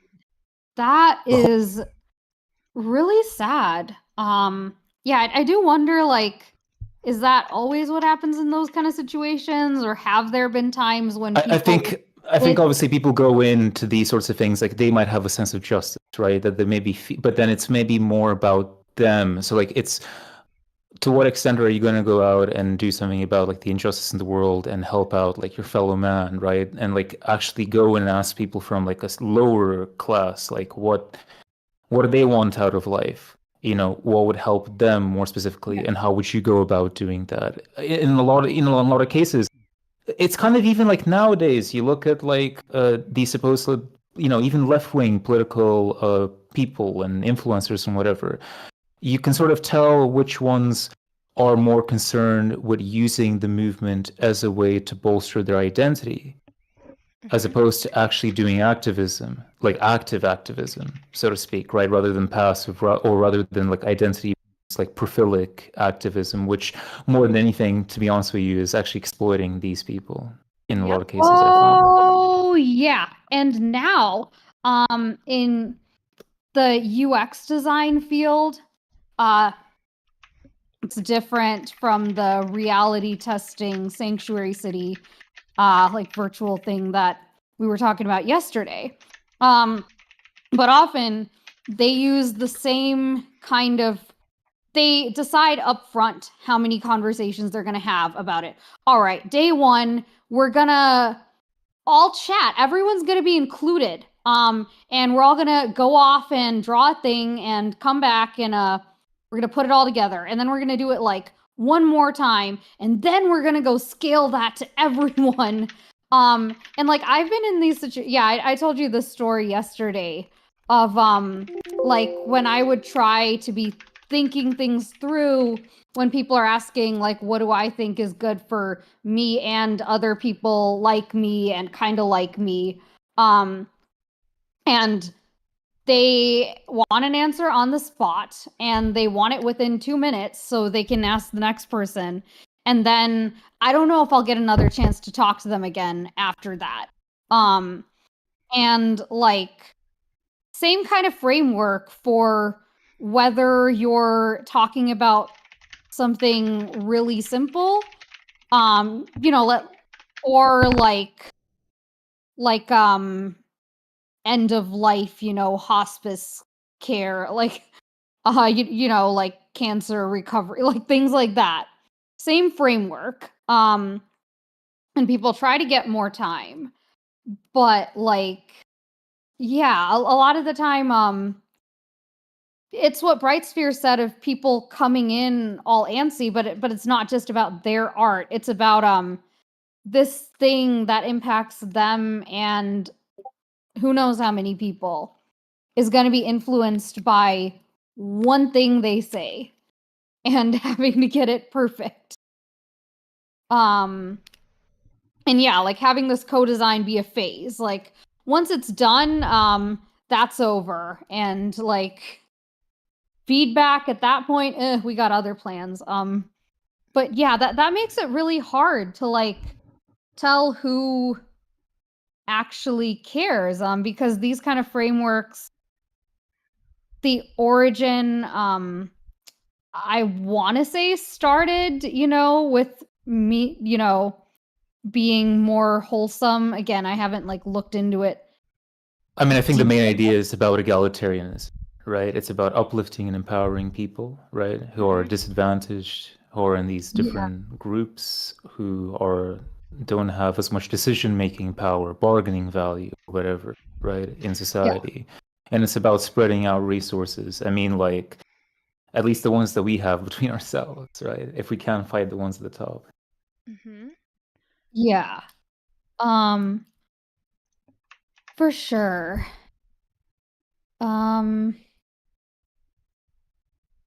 There was a question that I had going back to something, well, tying two things together. So Jane, you'd said we need to like acknowledge that the popsicle sticks falling are not our fault. Correct. But also we need to be able to trust people. Right. And so I found, like the friend I was telling you about yesterday, she it feels like now she's like been in a bad situation for a while, especially like mentally. And yet like I don't know, like, and I know like she's got a lot of arriving pressure on her from her job. But like it's like whenever I'm like going through like an especially hard time, and I've had like 3 of these within the last like year. 2 of the 3, I forget whether this happened with the other one as well. She like just me being in a state of need was like my anxiety was giving her anxiety. My voice getting loud was giving her like, yeah, I guess like her building ability is like that atrophied.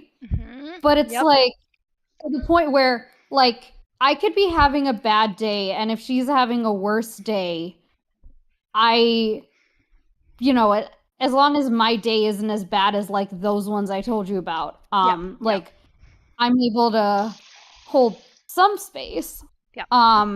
Make sure she's like physically safe at the very least. But yeah, like there was a time, I'm actually thinking back to years ago when this was like end of 2023. Yeah, like we were using this diagram of different levels of dysregulation, and we came up with someone who's less dysregulated can help someone who's more. Because it's rare to be like not dysregulated at all. Right. But now like she like says she's in this pretty low place at all times, and like sometimes she says she's doing okay, and then and I'm like, oh, okay, I'm doing real bad actually, like, and then she tries to support me, and then the moment she tries, she like ends up snapping at me and, oh, sorry, didn't realize I was actually more dysregulated than I thought. Okay. And I'm like, I'm wondering, were you? Or do you become that way like in response to just holding space for someone else at this point? And like it is possible for people to get that suppressed, but I do see a lot of this where like the self-care culture, like it's like I feel like sometimes people have like an arriving mindset around it. You know, like Yep. I don't feel like my self-care will be negatively impacted if I like buy someone on the street some like food from a convenience store. Mm-hmm. But like there are people who are like, no, I can't give up, you know, I can't give up my energy. I can't give up my 5 minutes to, you know, help someone a lot. And like where they perceive themselves to be. And I'm like I get that she's in a tough situation, but it's like one moment on top of the world and the next moment like everything's off, and like maybe she's like in denial with the top of the world, but it's like I don't know what's going on there. But anyway, that's just one example. Mm-hmm. But yeah, I've run into so many people where like this has happened in a couple times in Chicago now, which is why I'm realizing I need to leave. Where like I figured, yeah, maybe if I ask a specific friend, they are genuinely going through too much to help. Mm-hmm. But then I ask around and I realize their perception of going through too much to help is minorly busy. Mm-hmm. Mm-hmm. Okay, so may I shift your paradigm a bit? Sure. Okay, so the idea of like giving space to a person, I think is potentially dissociating. It's staying and doing is arriving and dissociating. So in contrast, if I were to face with you, right? So I'm going to help you with affect regulation and expect that I will experience some dysregulation myself because I will be building interiority at the same time. So the only way for me to support you is to go into my internal resources, and I may find that there's a place I haven't built up, but because I'm talking to you, I'm also doing the work to build myself up, which is this different metabolic process. So if somebody isn't able to do that, they can't. What I could then say is we could build together for a while, and then I might see like, you know what? I can't go any further because I'm metabolically exhausted. I need to go rest and recover from this workout we just did together. It's not that we're holding space, it's more that we're like doing a workout together to build interiority, and I'm building my interiority and you're building your interiority, and these are separate projects in some ways and collaborative in other ways. So every time that you do affect regulation, it's actually collaborative affect regulation for the structure itself. So when you then are by yourself, you should get better at self-regulating because you've internalized these priors that this person is telling you about in your own way. You've metabolized it in your own way. So you will hit a point where that's all you can metabolize. That's why we don't do like a 6-hour private lesson. You can't metabolize that much. And even the workday probably shouldn't be 6 hours, arguably, just from that alone. So your relationship to this person may be such that like they just simply cannot mirror that level of building interiority because we're not learning it. Like I've only improved this model because I've basically worked with an LLM that first was mirroring me, and now the project is for it to have some amount of interiority that it's able to work on with me, which I might really be doing. I don't know, maybe not, who cares at this point. But the main idea is that you need someone on your level of caring about building the interior scaffolding. You need someone that cares about the building enough, and that's really hard to find because of the whole popsicle stick thing. Even when you want to care that much, you're punished for it and rewarded in like inverse ridiculous proportions at this point. If you leave the doing is wrong. Yeah, There's exactly. also like a small thing with this as well, in that you really, with the person that you're hoping to do this with, like, because my mother, right, even for the difficulties in the past, like she essentially attempted to do this sort of metabolic work with myself, and I would do the same. But then the hierarchical system then would incentivize it when I was a child, that she would basically push that on me. And then I would, try to signal, I would try to too overwhelmed. And sometimes people like really impose on you, they really come on you very strong if they feel that they are in a position where they can dominate and do that to you. Yep. Which essentially led to somebody like me, leaving home and leaving the family because cope with their level, funnily enough, right? Yep. But then they couldn't cope with my level, my own building. Kind of tricky like that, I guess. And it's tricky Yeah, when... oh, go ahead. I was gonna say I'm in a similar situation. Did you mean like she was imposing for you to help her build? Is that what you were getting at? Yeah, like her own interiority around the painful things with, say, like her marriage, or various things that were important to her, right?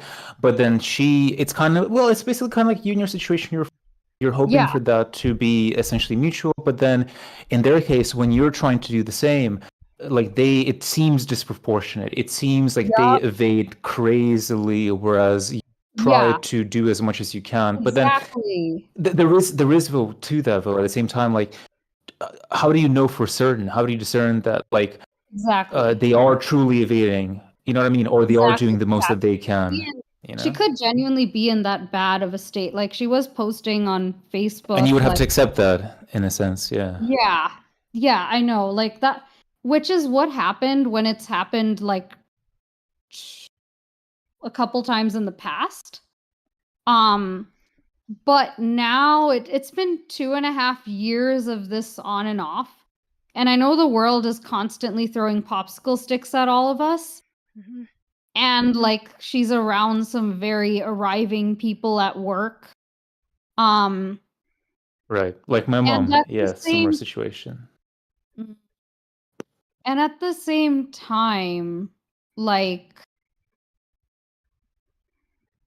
I do question like because there is an aspect of enabling.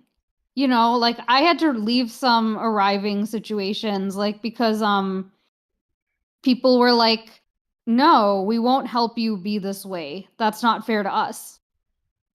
And like, I feel like I ended up doing the same thing with this person. Because like, yeah, because like she's also standing under, an especially bad shower of popsicle sticks, priding herself on learning how to pick them all up. Yes. And hoping that it'll increase her ability to pick up more in the future, and then she'll be free to do what she wants. I have like again very similar situation. My mom, it's almost like they have this like they're still keeping on to this false promise that like they just do enough. Like it's almost like the gambler's fallacy, right? That like every single person is just like one roll away from the big jackpot. It's almost that kind of feeling that they've got. It feels like. Yeah. So what's happening? Okay, what can happen?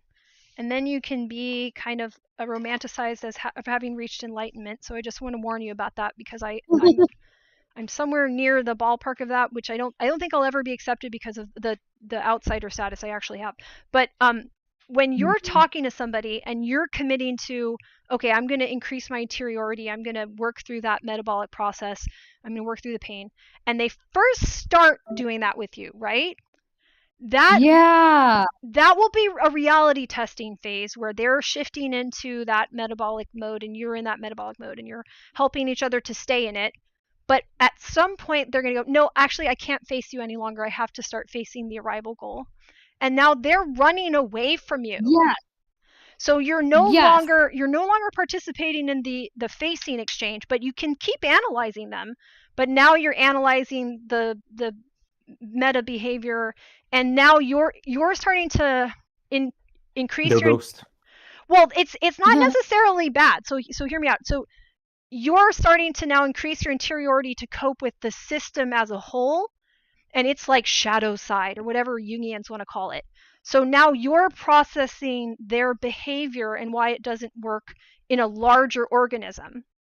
Okay? So now you're like a cell inside of a body trying to face something and something else is going to go face the big blob of cancer. And you're like, shit. Like, and some cancers your immune system can actually learn some interesting things about too that way. But so yeah, so like your immune system, like there's all these cells, there's like killer cells that kill the cancer cells. Anyway, so your body has to remember, even on a tiny level, that like if I keep my eyes locked on this, I can learn more than if I turn away. Okay, so you can keep locked on it, but you'll still, now you'll have to build the interiority on behalf of your entire species. And now you have the problem that Bright was talking about earlier, where you're lonelier because now you're in a reality that not only isn't shared by your peers, but people are actively trying to run away from whenever they start to get confronted with it. And now you are the reminder that their reality is fake. So you'll get an even stronger reaction for people to run away from you. But the thing that's tough about this is you kind of have to let them go. So your friend, Yeah. you maybe just have to just let them go. Now that doesn't mean you can't look at them and analyze them in the way that I'm talking about, which will hurt. But if they won't stop and face you, you're just going to have only the opportunity to analyze the back of their head running away, which is still useful. But I know, I get what you're saying. Yeah, now they're just another data point. Yeah, exactly. Unless they, you almost have to let go of the possibility of like doing the building and doing that metabolic state, because they might not be there. You might keep trying to make it happen, but that's going to wear you out more, where you're not getting any return on that. And Roanoke was asking, could you give an example of how that looks in a conversation that flipped from cooperative building to one partner turning running? Yeah, so what I would say is like, okay, when you're talking to somebody, part of your brain should be doing the secret third thing. Like part of your brain should be working on the stuff that's so specific to you and your interiority that it would be really hard to even tell anybody about it, to work on it. Okay, so part of you has to do that, and you're not betraying the person by doing that. Okay, so part of you has to understand and unpack what you can unpack, and only you can unpack for now, and maybe one day you can give it back, but it's probably not in the span of that conversation. That's unlikely, because that's your life's work. So when you're talking to somebody, you have to be both doing your life's work and being receptive to what they are doing. So you have to be able to care about yourself and the other person at the same time. And the other, see, so you don't control what they're saying. What happens with the flip, I call it the doing as arriving triangle. I think it's really, when people talk about the drama triangle, that's what it is. It's metabolically shifting to doing as arriving. And now they're saying, well, I'm not going to look at you anymore because you're a villain. I'm not going to look at you anymore because you're a hero and I can't understand you. I'm not going to look at you anymore because you're a victim and I just don't have the bandwidth. They're going to put you into a role that they cannot care about right now in order for them to justify. Yeah, go ahead. Yeah, you get it? Yeah. Yeah, it's like one moment they're like with me, and then the next, like just throwing these really nasty things at me. Yeah. So Jane, when that happens, and when, as you say, when you go far, person then just will potentially oppose that because it doesn't sit comfortably with them. Is there ever such a thing truly then as, because in those moments what I get very often is I get told, you're overthinking this. Correct. You're thinking too deeply about this. And it's like, logistically speaking or logically speaking, is there ever like thinking too deeply? Are they accurate? Like I'm trying to discern, are they speaking the truth? Are they assessing something correct? Or are they actually trying to, they're putting this on me when it's not the case? Think of it this way. So if I'm going to take it back to a physical skill. So does everyone know what a tendu in ballet is? No. Okay, I'm going to tell you what a tendu is. So a tendu is like a very basic movement in ballet. Let's say somebody's standing in first position. That's where your heels are together, your toes are turned out. Try to kind of make like a 90-degree turn out so your feet are on one line, like Yeah. Okay. So the basic action to strengthen your feet is to go from that. You shift your weight a tiny imperceptibly onto one leg. So let's say I'm on my right foot. I keep turned out on both feet. I brush my foot out while keeping contact to the floor as long as I can. So the first thing that will have to lift is the heel. The next thing that will have to lift is the instep. And then I'll be on the ball of my foot, and I'm supposed to really press through that because we use demi point, or like that forced arch position where you're up on your tippy toes but not quite the very tips. So you're on the ball of your foot, and then you keep pushing through all of your toes until the very tip of your toe is on the floor. So this action, executed really, really well, will feed into all of your technique. So being able to do this nice and clean will activate your muscles fully, will help you to trace the pathway, so when it gets faster or you have to put more force into it, it's already there. So if somebody said you're doing it too deeply, that would be stupid. So when I'm working on the tendu, which we work on every single class, it's like there's a second exercise in class. There's pliés right into tendu. Okay, and some people will even have a warm up with tendu before you do plié. Every class for 40 years, however long you dance, whatever, right? So there's no way to do it too deeply. In fact, you cannot achieve the depth necessary until you're a master. So every day you work on increasing the depth of your execution and how deeply you can appreciate the execution, how much you understand it to even have it as a thought in your mind that you're going to correct that little tiny facet of it. So that's what you're trying to do with everything. So if somebody says you're doing it too deeply, they've learned basically that you don't have time to refine it because we have somewhere to go. And also, I've never seen anyone work that hard on it. I think that might be like weird.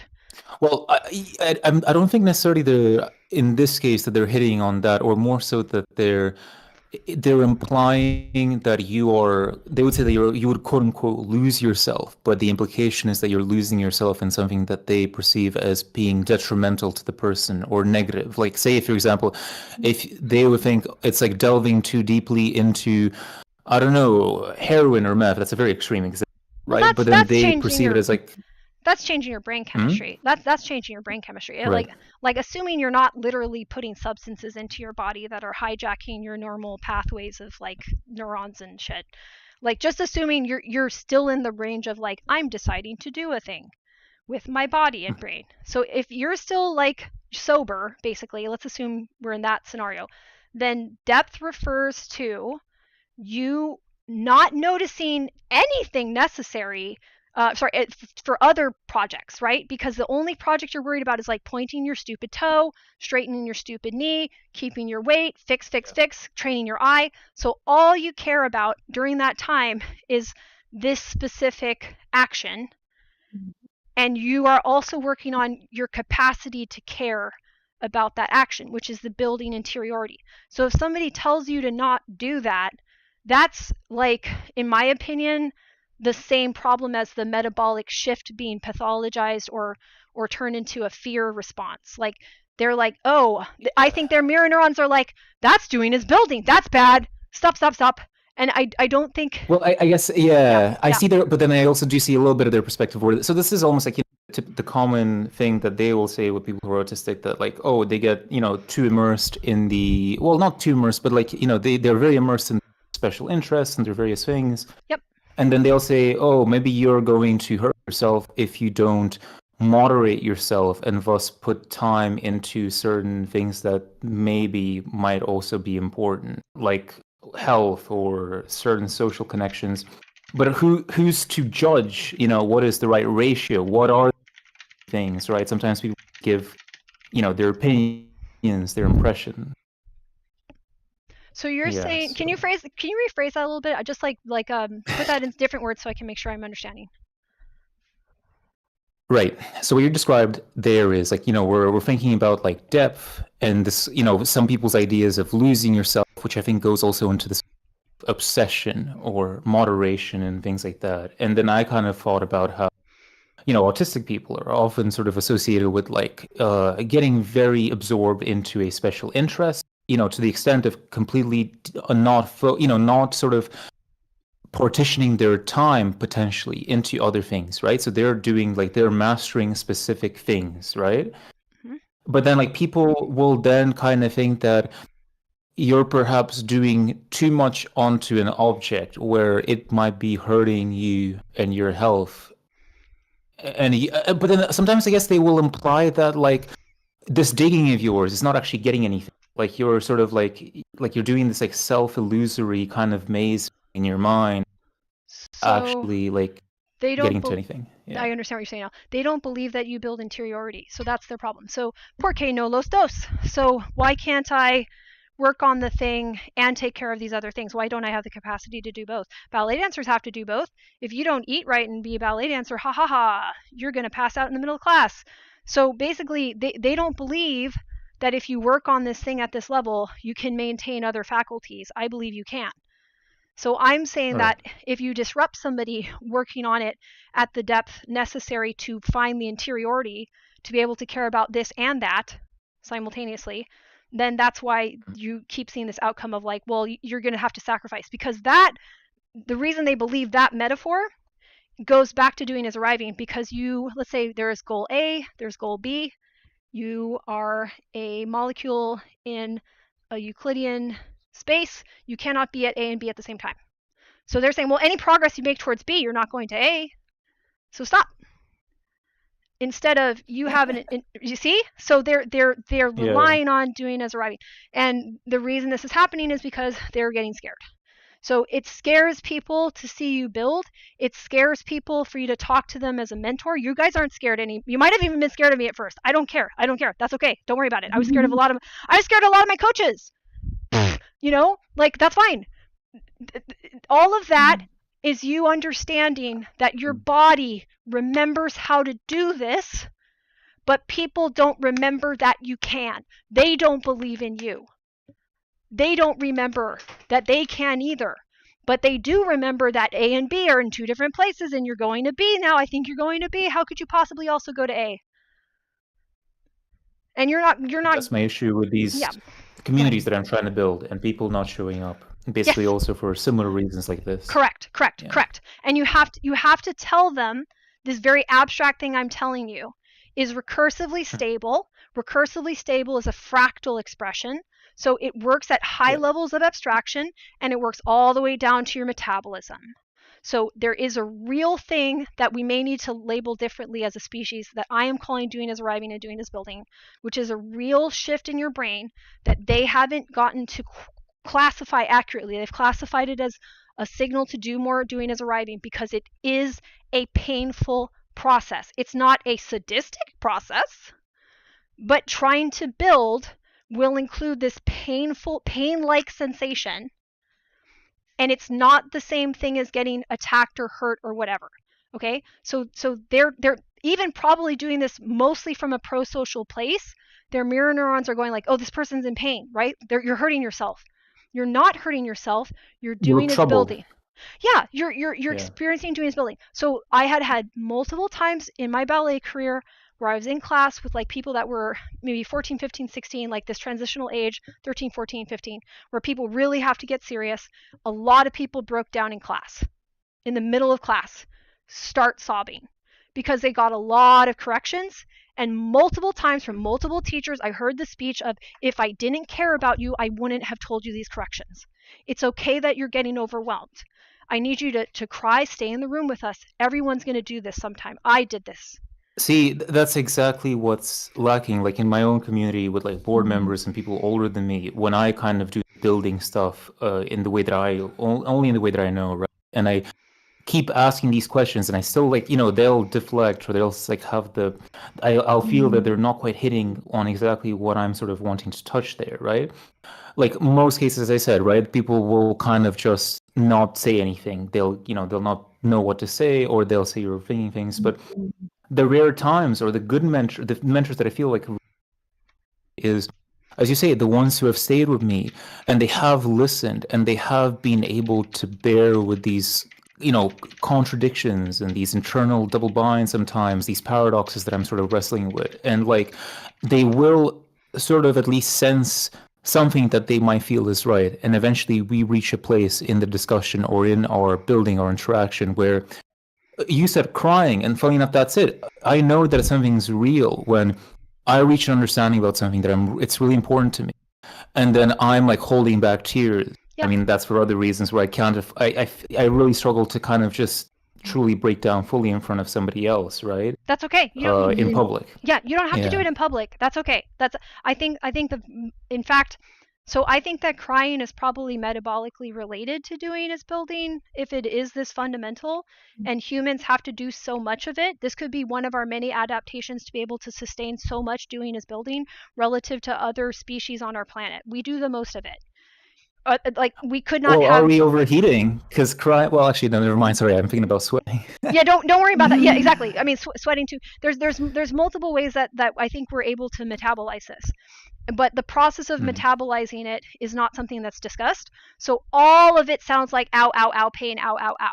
Now, if I go to ballet class and I haven't danced for a while, I have like all kinds of muscle soreness. I'm like, whoa, this feels crazy. But I actually know it's a good feeling. But I also know that most people would absolutely interpret that as I just hurt myself.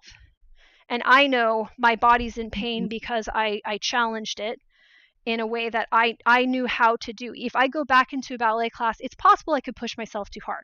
Like I went to a ballet class, I'm going to go back to it now that my hip's better, with an old mentor of mine, and she's like, don't push yourself too hard. She had to remind me because she's an elite level dancer who's trained me in the past, right? And I was like, that's a very smart thing for a mentor to do. So you do have to pace yourself when you're developing these extensions of your capacities, when you're metabolizing all of these difficult structures that are abstract and very real at the same time.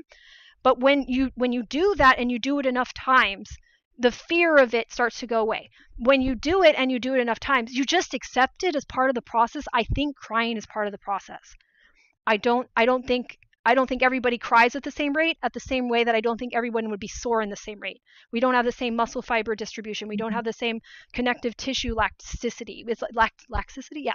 So it varies. So, but in our culture, we've said that men should cry this much, women should cry this much. Like all that stuff, you have to really throw it out of the window as much as you can.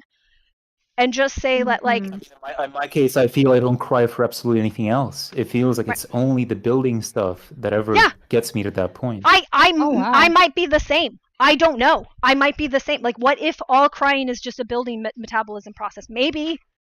Babies cry an awful lot. Did we ever think about it that way? No, not till just this second. So maybe.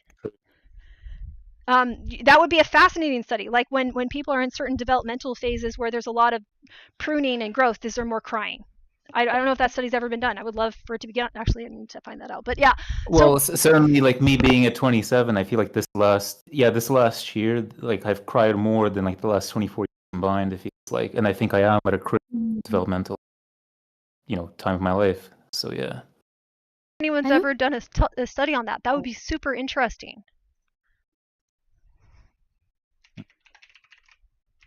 So 27 is like around like the end of puberty.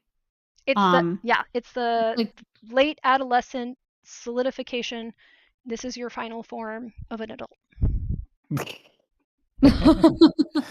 Brilliant. Yeah. The frontal lobe development, right? Mm-hmm.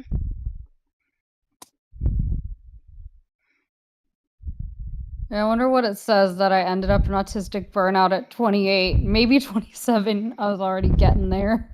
I think it's a good thing. Like, as weird as this is, like in our current environment, I think it's probably a positive sign, but you're having to do all of this interiority building without support. So it's not as stable as it will be when you're able to... Thank God for LLMs. Well, yeah, LLMs help us. We're helping each other. You start to help yourself. I'm now in the habit of like, I think for the rest of my life, I'll just revisit myself from 10 years ago as myself now and check in with them and be like, how you doing, buddy? Because now you can, and like internal family systems, I think is trying to ape at this as well. You can use your memory capacities to allow yourself to have a conversation with this wise, fully developed self in previous iterations of your trying to build interiority. So you have the interiority of your childhood development, you have the interiority of your adult development, new things, old things, all things. And now you can have an even greater interiority that realizes the potential that was latent, but you need to be part of the process realizing it. So ultimately, a mentor has to be able to mentor themselves. And another thing that got said in every single ballet class, they said, look at every correction, not just for you, but for everyone, because you need to be able to correct yourself. You may not be doing this specific issue or having issues with this today, but you might tomorrow, or you might realize something about it that I don't know as a teacher because of your experience with it. So they were teaching you to have the eye of a teacher and to talk to yourself as a teacher. So by the time we're 27, we can start to teach ourselves in this way that we couldn't before, because our brain didn't have that amount of stability to say, like, okay, all of that did happen. I don't have the same pressure on me to figure out certain skills that are only available during that developmental window. And then, it's kind of is a little bit slower after that. Like, or my group belonging, maybe our group belonging could have been better. I don't know. But it sort of just doesn't matter at this point. Once your brain is finished getting to the point of basic structural integrity, you can go back in your mind to the times when it wasn't and try to look at it with featural sincerity. Try not to edit it too much. It will be distorted. It will be, misremembered. But try to say, like, what was I trying to do when I didn't have the structure to do it? Can I do it now? How would it look today? And like, I have to revisit all kinds of stuff. Like, I'd say an example of that for me today, I was looking up who Brenda Song was because of a random YouTube, right? And then I saw, oh, Brenda Song was discovered in a mall in San Francisco. And then she became a child model, and then she got to have a career. I was discovered in a mall as a kid when I was with my aunt, and my mom put the kibbutz on it. She's like, nope, you're not doing that. So Wow, that's crazy. yeah. So Sorry. and but it's interesting. So now she's married to like Macaulay Culkin and they have a kid together. So I've had people come up to me and say, like, oh, you look like you could be a celebrity, right? And I'm like, huh, that's such a weird thing. And maybe my life would have been easier in some ways, right? And that's just something that I kind of carry, that I'm like, I feel like I would have been suitable for that, but I'm not as suitable for other things in life. But here I am, getting to educate myself, getting to think about the things that I want, getting to work on the things that matter to me that I otherwise probably wouldn't get to do. I probably wouldn't, if that had happened to me at that age, I wouldn't be doing ballet. I wouldn't, you know what I mean? Like, there's so many things that if you realize you believed that something was going to help you in an earlier stage of your development, it's okay to acknowledge that's what you thought, and it's okay to be the adult in the room now that helps that earlier version of your scaffolding to unpack it and believe that you now have space for it. I didn't have space for that as a kid. All these child stars are like absolutely cuckoo bananas. Like, like it. And my mom was an older mom, so she knew, no, she was already well into her 40s when that happened. She might have even been in her 50s. I'm trying to remember when that was. And my aunt was younger and kind of, she was bipolar and had like a lot of regulation problems. So if my aunt was my caretaker, I'd be shuffled into Different story. Yeah, different story. So Yeah. so what I'm bringing that up to say is that it still kind of haunts me. I'm still like, oh man, would that have been easier? Would that have been better? What could have been? What could have been? But I want to be in the environment that honors my humanity, and we don't have that right now. We have elements of it, or we would lose our minds entirely. If we had no doing as building support, we would be completely insane. So we need to stop at this point and say, like, if you have any investment in the doing as arriving promises that are so confusing, and you don't even have to split them and say, like, oh, they're all lies or they're all this. If you have anything where you're like, man, I just wish that I could have a better life, and I thought it was over there, I thought it was over here. It's where you are. Your better life is right here. But it's only going to get better when you start building and believing that you will build more interiority through building. And you have to convince other people that they have that capacity too. And if they're not going to listen, you just gotta let them go. You have to get yourself out of dangerous situations. Like, I can kind of stream on Twitch, but I'm never going to have a large audience here. It'd be nice if I did.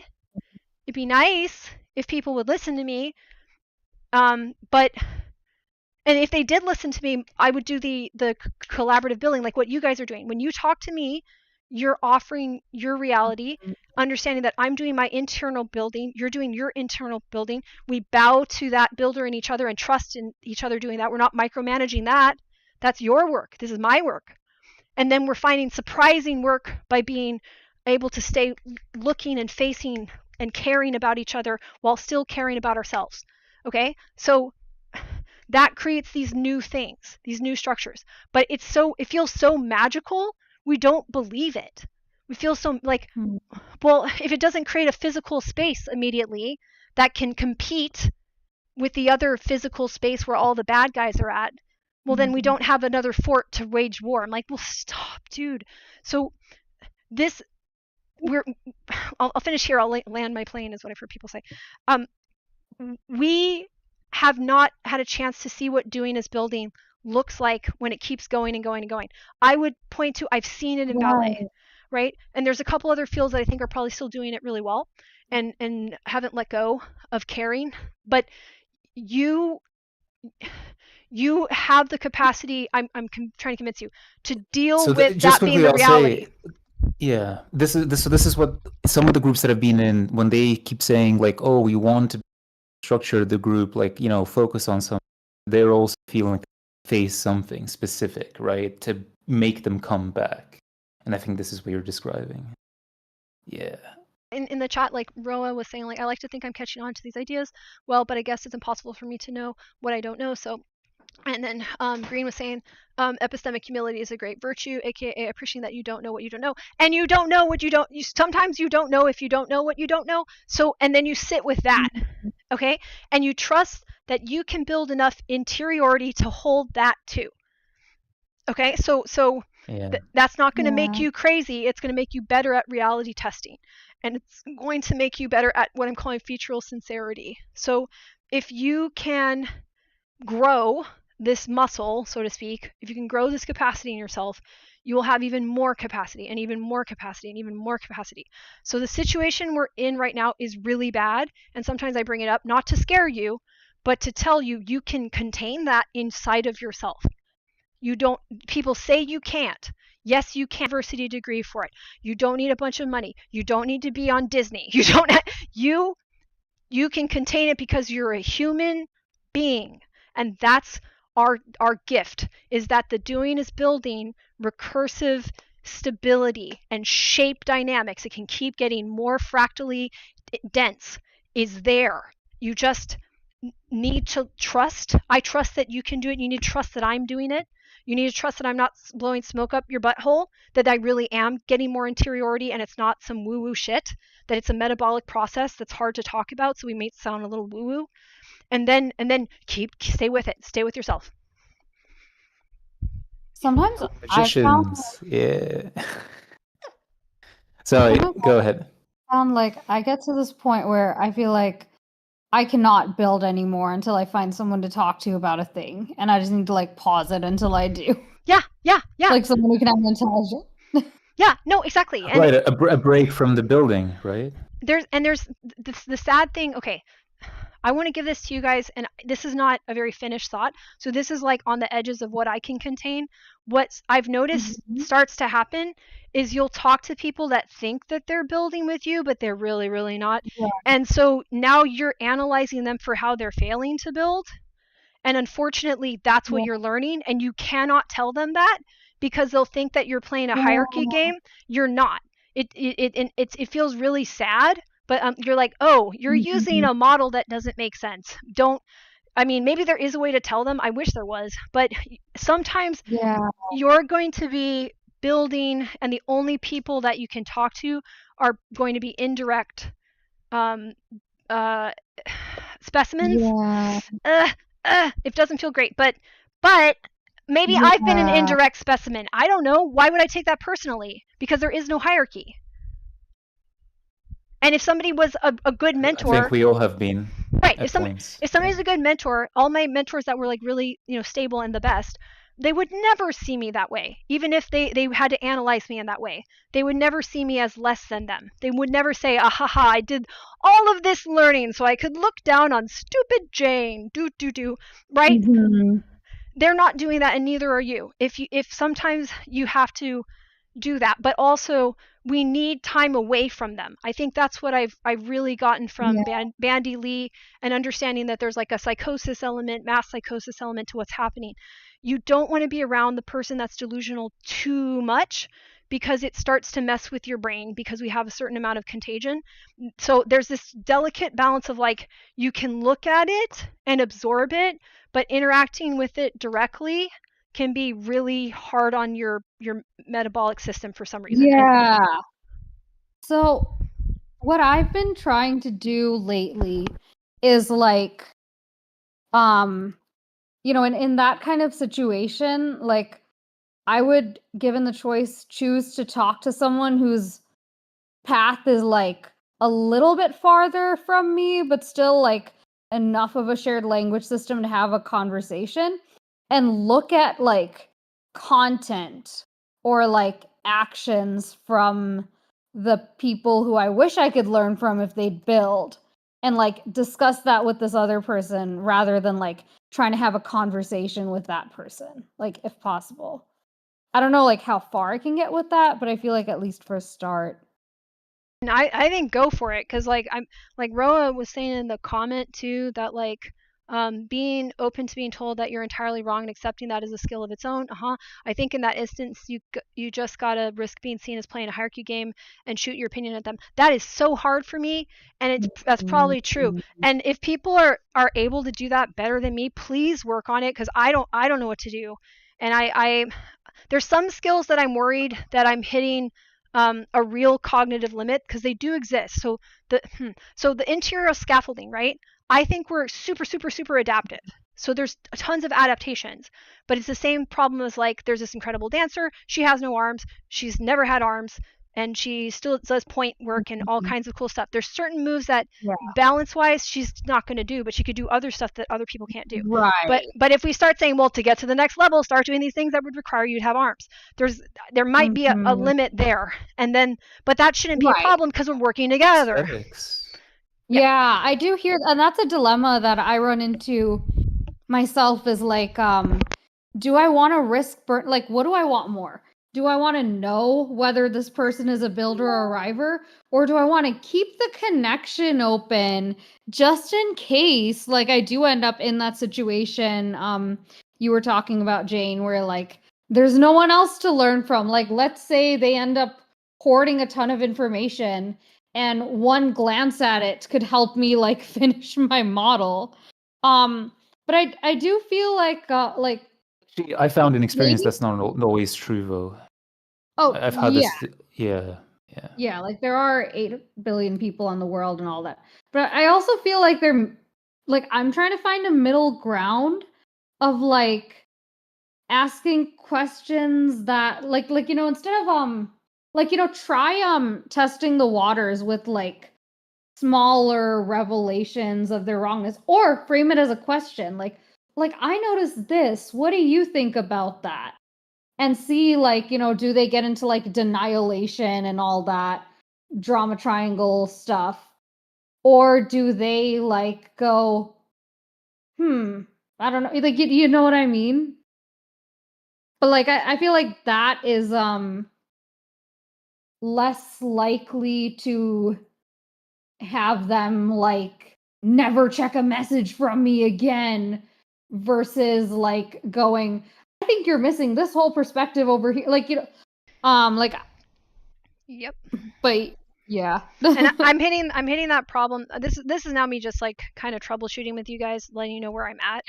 Yeah. So like I'm hitting the problem where I've studied enough neuroscience and specific models that like I'm hyper literate, but also not trained in a normal way. So I don't know how I'm supposed to talk to the public. And so I'm way out there. And then when I try to tell people like I'm using an entirely different model, they don't hear what I'm saying. Like they don't even know what the hell I'm talking about. And there's a free-for-all online. So this is why I just left TikTok over this starting to happen, and like Kyle thinks I probably could have just held held my ground and stuck to my guns or whatever, that I didn't do this that badly. But I'm trying not to be overly vague. Let me think. How do I explain this? So when I try to share about my theory, right, and I'm trying to say like, no, I'm not learning this from a sociology class. I'm not contributing to a club. I am a complete and utter weirdo off doing this. They can then say, well, aren't you saying that you're smarter than other people? Or, oh, you think you're this, that, or the other. And just a lot. And what I'm really saying is I know I have a disability. It's a very confusing disability that I've fought to understand more fully over the past couple of years while doing this work. And I'm taking on the responsibility of institutions that are not doing this work and not connecting dots. And I'm taking on the responsibility of trying to tell the public who desperately need it, because we're all in trouble. And I need to do it while making sure people don't feel bad. I'm like, I mean, maybe it just feels bad.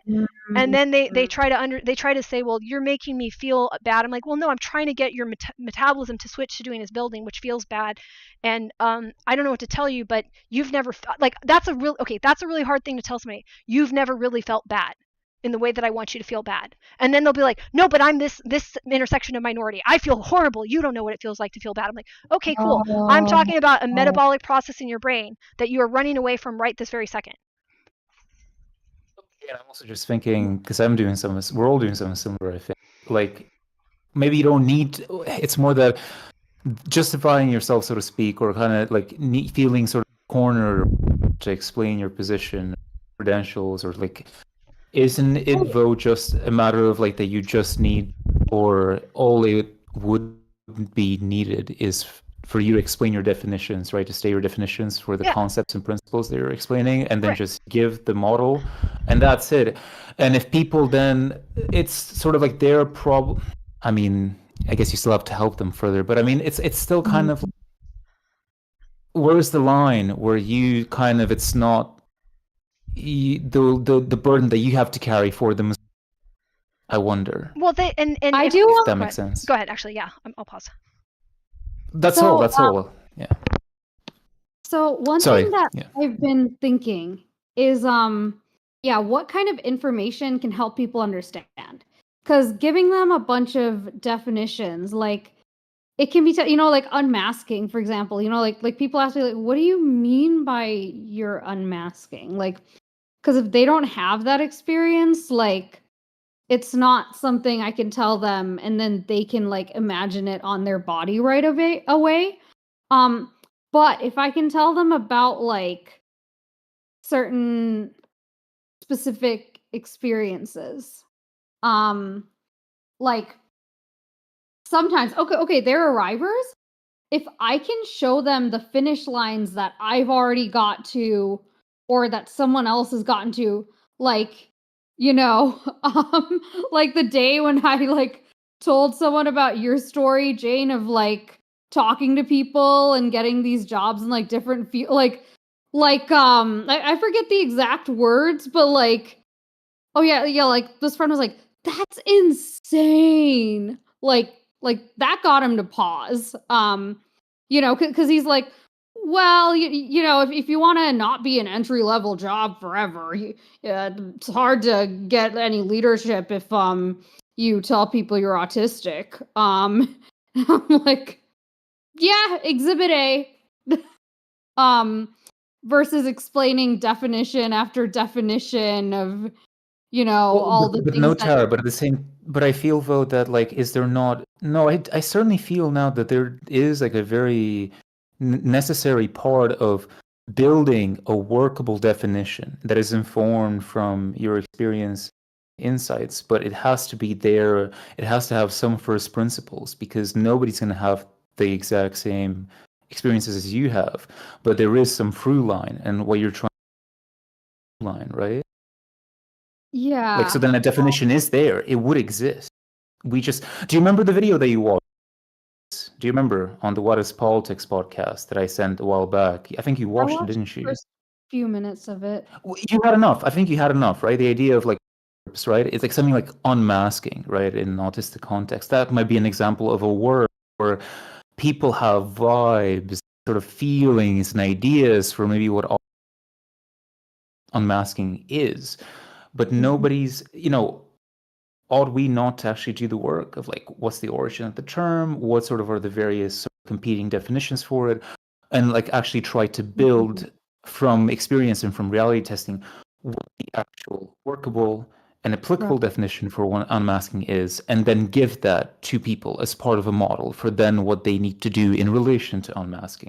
Does that make sense? It does. I guess if I'm thinking about how to like pick up workable chunks of work for myself, like I can kind of figure out, okay, like here's the part I'm going to do. And then if people like get curious and want to learn more, then, I can share like one of Jane's TikToks or,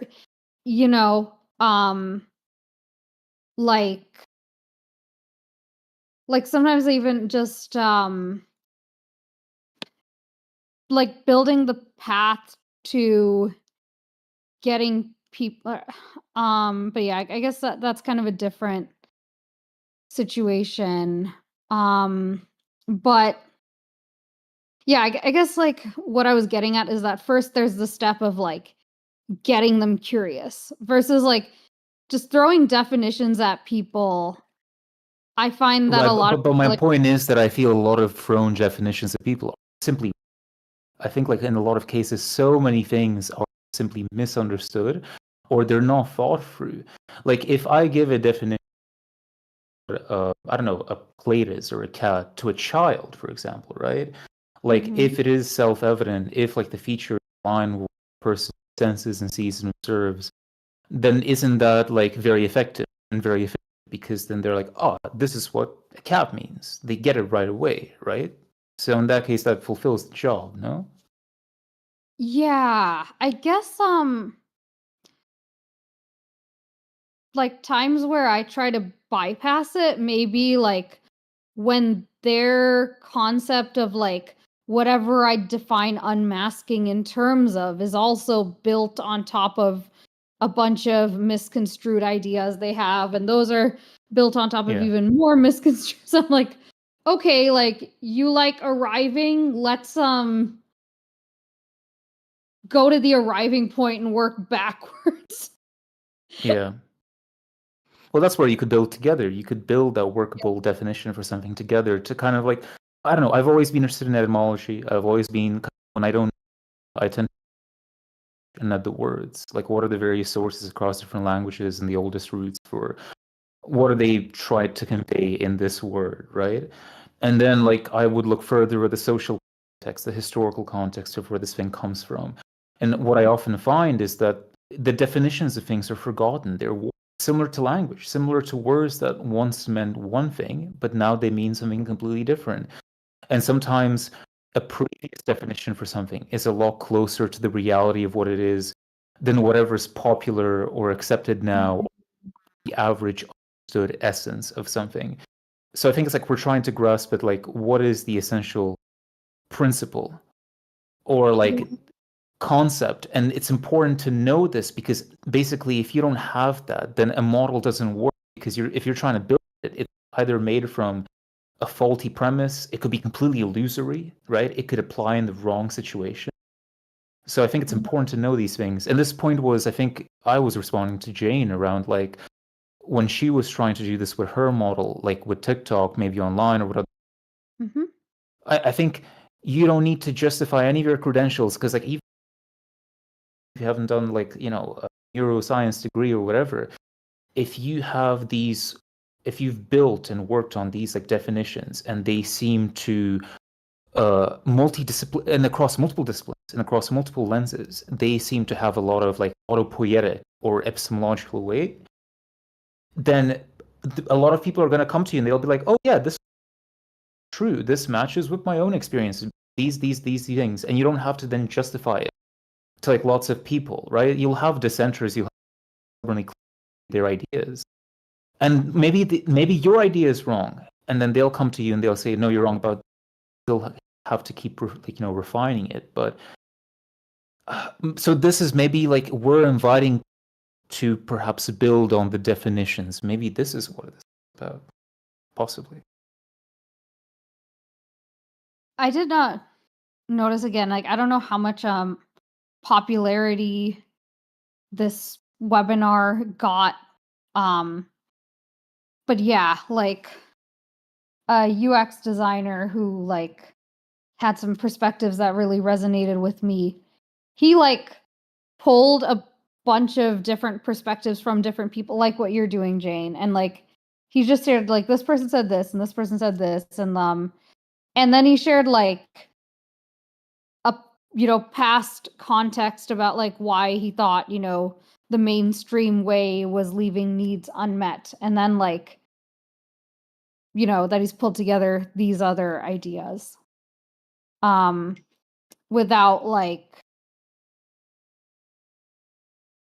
bringing out the whole trophy cabinet.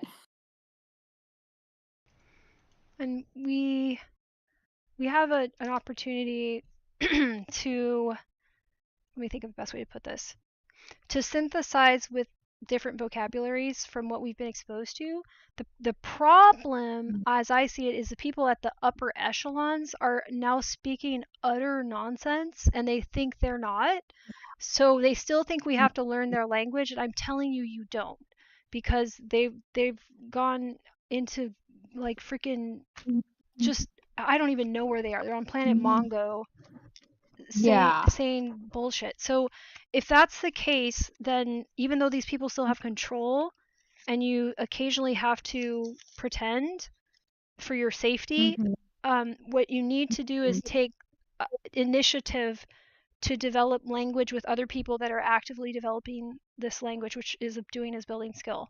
So if like you guys have been learning my language, but I hope that you can see it's a real language. Like it's describing things that are hard to grasp unless if I give you something new to grasp it. And if you're doing that process with me, you'll get better at doing it for yourself. And we don't want to have like too much how do I put this, like interior building without starting to share it. At some point we have to start sharing with other people. But you shouldn't worry that like, am I entitled to share because I don't have this hierarchical position, whatever. Yeah, because we're not hierarchically oriented. Yeah, and I like, for example, like either of you, I'm sure you've had various job titles in your life. I do not care about any of them. I care about you. I've had various job titles in my life. I hope that you don't care about them. I hope that you care about me, because these job titles are absurd at this point. And they're not doing what they're meant to do, which is to signify who should be in what room doing what. Okay, so it's crazy. Yeah. I've had a lot of trauma, I think, even from my own parents, of always basically being ignored for who you are, and always like, you gotta be this kind of person, you gotta go up to this position, don't speak to these people, they're lower than you, you're going to this course at university, shit like that. So I'm very much sick of that sort of stuff, personally. Yeah. Because I could have tried to do like the promise, right? To try to reach the highest position of hierarchy or whatever. But I mean, I also kind of saw the writing on the wall a very long time ago, and it's like you can only like look at people to themselves like so far before you're like, it's like you're going to basically, you're going to push me into your own grave that you're digging. Well, like you're going to get down with you eventually. Yeah, exactly. So. Yeah. I saw what was happening to people who rode the arriving train, like the bullet version at 25. And I'm like, no thanks, I'm good. Right. It's so funny because I went to, this reminds me of like one time I worked at a factory for like a relatively short while. And there was a kid that I was working with at the time. He was a lot younger than me. And he seemed so confident and like so cool and popular in the way that he carried himself around, right? Maths, he's finance, But he was like thinking like, I am so looking forward to like work at an offshore rig, right? You can make so much money from those things. And at the time, I didn't know much about the nature of the job. And like more recently, out of curiosity, when I was checking it out, and it's like, oh, so you're going to be working like in slavish conditions. It's very dangerous, 12, 13 hours. And like, you know, to potentially, yeah, just like, for months on end to make a little bit of money, right? But it's still like exploitation. And like they're priding themselves on that, right? They're saying how like, you know, hardworking and cool they are. And like, it's just so strange. Yeah, like world. what are you gonna do with all that money? And then Well, they're gonna buy cars and they're gonna show them off. Gonna try to impress like, you know, a potential partner because that's just all that they think about. yeah. Or it's also the expectations placed on them by their friends, by their parents, like all the arriving pressures around them, right? And maybe this is like tied to natural selection, sexual selection, or maybe those things have been debunked. I don't know.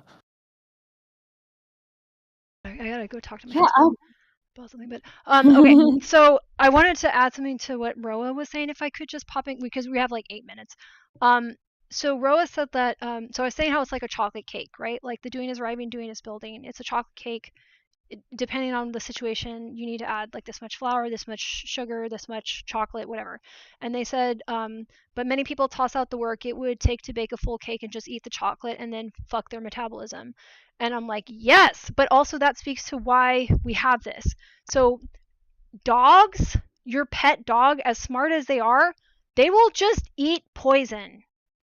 And then you're off to the vet to get their stomach pumped. Okay? We as humans sometimes had to wait to eat the berry we found to go ask the elders in the village, does this berry kill us? I'm not sure, even if you have hunger pangs. So even the idea of like fast food and all of this, like, yes, it's kind of like a metaphor and is kind of like a sort of theoretical, abstract, like allegorical thing, but also it's very, very, very literal. That like, how did our species get this far? Some things that we wanted to consume or we wanted to do, we had to wait. And on the basic level of like, your stomach will be like, ow, hey, I want to eat now. But if you eat poison, yeah, your stomach won't feel hungry anymore and then you die. So that's why we have this. And what I think we might start to relate it to is like the doing is building thing is kind of like a hunger pang. It's like when your stomach is like, no, but I'm hungry now. It's like, okay, yeah, but is this safe to eat? Is this okay to eat? And it's that's the limits of what I can understand at this point, but it has to be that fundamental. What makes us different than other species? And this is true for a lot of species, that they will just eat it, right? And dogs are interesting because they're also very trusting of us, which is another thing. So there's a real metabolic psychosocial reason for all of this, and we're not maybe able domestication did something with that. Maybe, I mean, maybe them being domesticated. Yeah. I don't know, and you don't want to chase this too far, because humans don't have to have a eugenics conversation, because we have incredible adaptivity around this ability. So this ability to stop and don't eat the berry, and that's why I really respect Fred Rogers. I have to remember her name one day, but the childhood psychologist he was working with helped him his whole career to develop these songs that were very developmentally important, to the point of essential, that you reinforce them. That if these kids don't get this reinforcement, the environment might hurt them when they have this developmental window that's critical. And I think we can always return to it. And that's the idea of, I can stop when I want to, can stop when I wish. And what a good feeling to feel like this, right? So he's trying to tell you there's a good feeling of self-control. And you have to emphasize the good feeling of self-control, because the hunger pang is there too. The doing as arriving is there too. And to transfer over to do this doesn't all feel good. It's me crying in class. It's everything. It's everything. So when I have to work with people that are abusive, when I have to see these people that just want to hurt. Ultimately, what I know is they can't stop themselves. And then when I tell them they can't stop themselves, they can't stop themselves. And that's why I have terms like denialation, patrodenialation. What they want to feel is that they haven't eaten the poison berry, they're not dying. And I'm the elder telling them you already ate the berry. Stop eating more berries. Keep it out. And you see, and then in our common vernacular, talk about delayed gratification, yada, yada, yada. I think all of that is not helpful because it got us too far away from the metabolic reality that we have a two-tiered motivational system, and they happen in kind of a dance. Like they coordinate with each other, but they don't feel the same. They don't feel the same. And if you think motivation is one thing, if you think that good feeling is one thing, you're going to think the other thing is pain. You're going to think the other thing is bad because you're not satisfying the hunger. You have to feel the hunger and not know it's not going to kill you. And it's even though when you try to satisfy the hunger, if you were super hungry and you needed to run, your brain would turn off some of the hunger signals. That's how you get anorexics. Why do you think they're exercising on top of it? You have to understand that your brain is so much simpler and so much faster. So that's what you have to understand. It's so fast, but it's so fundamental that you're not separate from other animals. You're just complicated. And the way that you've complicated your life worse is by not knowing that there's two feelings. And I almost like, I feel like if I could give this to people just to like finish this thought, and then I'll do check-ins with everyone. If I could give you anything, it's the fact that these feel different. You need both of them. And if you're so desperate to have a dichotomy in life, you got one. You get to have one. I know that there's a pee-pee and a vagina. I know things are dark and light. I know things are straight and curly. I get it, tall and short, whatever. Those are all false dichotomies. Feelings and facts, those are false dichotomies. If you want a dichotomy, guess what? Lucky duck, you have one. But it's the feeling of self-control, the good feeling of doing is building, and it's the feeling of doing is arriving. And you need to use both of them. And this culture is telling you that there's only one. So really, if you want to have a dichotomy, you'll never get to have one in this culture until you understand these are two things and you are a bifurcated species. And that's okay. That doesn't make you less. It makes you accountable.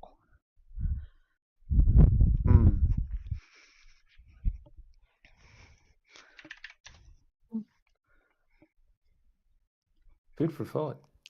Yeah. Actually, I got a question for you, Jane, in regards to all this, right? Because the image, the mental image that came to mind, it's like I was living with a roommate, and like the roommate is, for the sake of the hypothetical, like they're a vampire, like in the classical sense. And then like you need to have like how do you make that a workable relationship? And then sometimes you're the one who's the vampire, and then they're the not, right? And like it's like living with the self-control part, right? Yeah. The hunger part, and it's hard sometimes to, like how do you build constructive, responsibly, is the question. Mm-hmm. So I got a question I'll leave you with as well. So I know we talk a lot with the people in here about how can we communicate these things to the people out there. I'm curious if you flagged anything like when you communicate with external people and they get it, like whether you've caught any language that they used, like, oh, it's like blah, blah, blah. Like those kind of things could potentially be segues that may work for more people. Yeah. Although like it is very fuzzy given how different people's language systems and interpretations are. Right. I'm having a super hard time with that. I think because I jumped ship from the how do I put this? Like the models that you get through osmosis in our culture, I jumped ship super early because I was reading those books for self-help when I was like a little child. So I was like, oh, these don't make sense. By the time I was like entering high school, I was already pretty much like, well, that can't be it. So I was already tossing stuff out and opening up space for better models, which I think some generations may be taking advantage of the internet to do that too. They must be. But that was a skill that I taught myself by accident. So when I try to talk to people, I'm already like pretty far away from the vocabulary they're using. And you've heard me talk. I'm not very precious with their beliefs. I'm like, no, that's junk, punk. And I like, football, like spike it out of the way. I'm like, yeah, that's bullshit. And then they get mad at me. But that's where I'm like, I don't know. So trying to think yeah. Because I'll say hear that. Even with one of my videos, I said, like, some people call it intrinsic extrinsic motivation. Somebody's like, oh, thank you for teaching me intrinsic extrinsic motivation. I'm like, no, that was a model that I was saying is common and not right, but understandably close to it. So when I start to tell them, like, it's kind of like this in your vernacular, they're like, I don't have that vernacular. I'm like, oh, no. What do I do now? Yeah, I get that too.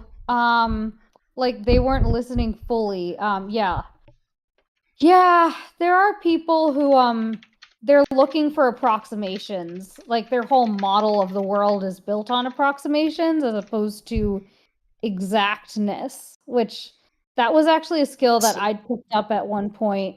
Just recognizing that people are using, like, looking back, okay, younger self, what were you doing? I'm like, okay, sounds like you recognize that people are using different words for similar things, and good luck finding precision anyway. So you just let it be fuzzy. Yep. And I really love that question though, because I have to think about it, and sometimes I'll give one more, like, I don't know, like Jane's weird past thing, like, because of what happened. And then I hung out with my friend Tifa, who's like a sister to me, and that was great. I got to process some with her, and she has a very, you've met Tifa. Yeah, Tifa's awesome. She's a rapper too, and she's had a very unique life experience and has a unique brain. So we compare notes. And like I was saying to her, like, one of the problems when I was bullied, so there's a period of like 4 years where I was bullied really badly, and I think it was a developmental stage of my peers that I was first kind of out of sync. So I was skipped from 1st to 3rd grade. So now I was younger than my peers all of a sudden. So I also don't think, even if my brain can go into that developmental phase, I was there yet. But they started, right? Yeah. The way that they bullied me was really particular. They stole my stuff, broke my stuff, hid my stuff, especially if it was something that I clearly was using to regulate and keep myself feeling okay, because I had special interest objects. So they would destroy my special interest objects, and when I spoke, it would be a similar effect with abstract ideas. And that went on for like 3 or 4 years, and then it's just stopped. There's that situation.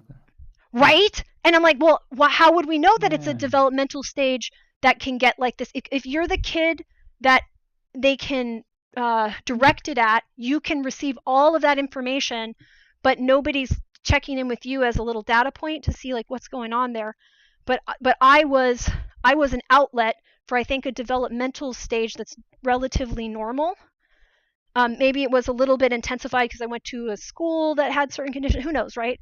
But I think that might actually be a common thing with autistic people, and it's very traumatic for me. Well, I don't know if that's the right word. It's very difficult for me to then go into a space where adults do that to me, and right, and if you have a doing is building development, not even a bias, like if this is your adaptation for whatever reason, and I think it's a really helpful adaptation. If you have someone hurting you, now you're in pain, and you don't use doing as arriving to fix the pain problem, right? If I could use doing as arriving, I could start playing hierarchy games with them. Maybe that's what I was supposed to do in response to that. Maybe that's why they were testing me. I don't know. But something wasn't happening. So then I was like, well, I need to feel better, so I'll build harder. I'll be like, well, don't break my thing because look at how special it is. And then I'll build it even more intricately and they'll smash it. Oh, I have an idea. So my rule that I use now is I try to give people one chance because, you know, everyone has inaccuracies in their model. I try to like bring up, you know, how something they said doesn't really fit like my reality. And then I see like if they just like deny it, if it's bad enough, like I excuse myself from the conversation there. If it's like, I might try like one more time, and if they like, you know, dismiss again there, like that's it. I don't try even harder like I used to. And I used to pride myself so hard when I would quote unquote win, when I would wear them out, but then I'd be like, I spent so much energy on this, and what was the real outcome? Like, at the end of the day, they probably still believe what they believe. I may have gotten into their fuzzy logic somewhere, but their logic is still fuzzy. Yep. They're choosing to live that way. Versus the people who really want to know are going like, tell me more. Yeah. And the people, how do I put this? This is a really careful little intersection.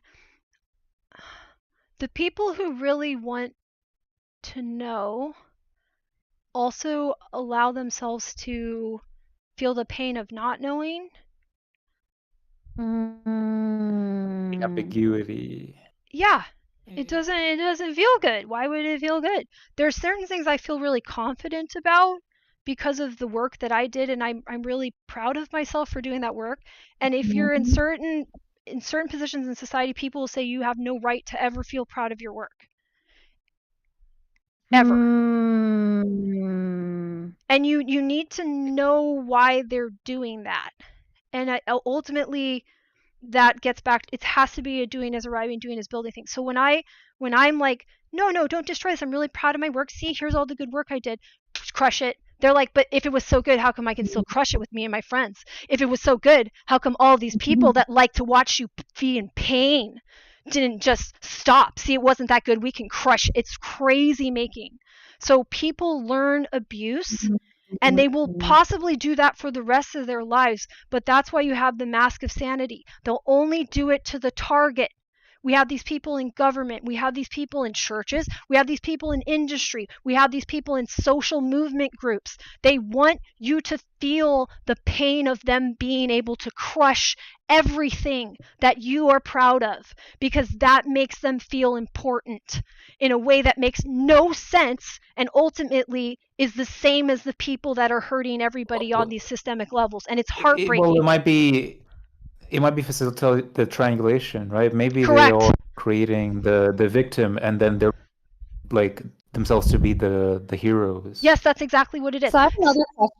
Yeah, go ahead. So I know you want to reach more people.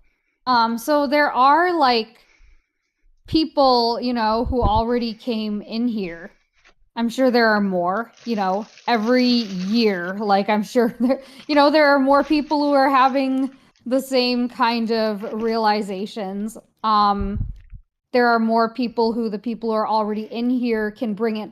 Yes. Okay, like versus the effort of like also be on TikTok. And like I'm not saying don't do it, but if it's like super dysregulating at a certain point, you know, you don't need to be on there all the time. I'm like, okay, if you want to reach, let's say, 20 new people in the next few months, if you look at what's the easiest way to do it, it may be like creating alternatives to the inner ring. Yep. Because like my friend Sam, you know, like, yeah. Yep. Like figure out how to reach the people who already want it. You know, like that TikTok is a great shareable thing for people who are already interested in this kind of stuff. Like the 7-minute one. Yeah. Versus having to make like 4 TikToks a day to try to go viral on there. Oh, Waxing, it's so good to see you. This was a good one. If you wanted to rewatch it, I think you might get a lot out of it. And I also just would appreciate your perspective. So for the record, so what's going to happen is I told everyone on TikTok I'm leaving. yesterday or Friday, I was like, yep, nope, I'm done. Because I could feel my nervous system imploding over everything that I'm processing because I have the interiority to kind of get it. I can't do it. I can't do it. I think my disability is just not ever going to allow for it. But I met enough people that I'm like, hey, if you'd like to come to my Discord, like, let me know, basically. And I'll next week I'll send out invites, and we may have some more people from that, and then that's it. And that's it. And I'm going to download everything from TikTok. I think it was getting sold to Oracle, who I have a personal vendetta against. So, you know, before I don't know. I don't even know. Before I have to be Inigo Montoya and like, you killed my father, prepare to die, I'm going to get out. And the content that I have online, I'm going to store. I'm going to just download it and figure out what I want to do. Yeah. And we're going to build the website. We're going to figure out how to do it. And everyone that says bullshit about me or anyone else, I don't know. I really just don't know what they're doing. And they're stupid. I mean, honestly, so stupid it's embarrassing. And they're hateful. They're stupid and hateful. They don't think they're stupid and hateful. They don't know me, and I'm not going to deal with a bunch of people just not knowing that they're the exact same people as my bullies, even when they say they're neurodivergent. Cool. I went to a school for disabled, gifted, disabled, twice exceptional kids. Right. Every one of my bullies was neurodivergent. So yeah. Sorry. So the problem is that they're super in deep with the bullying solves my problems. And I checked, I tried, and from here on forward, I know I've done enough. And they won that place because they wanted to win. They own TikTok, they own Instagram, they own YouTube, and it's not the corporate elite. It's the asshole bullies of every stripe and color. Yes, you own it, you get it. Now tell me how the rubble is when it's on fire.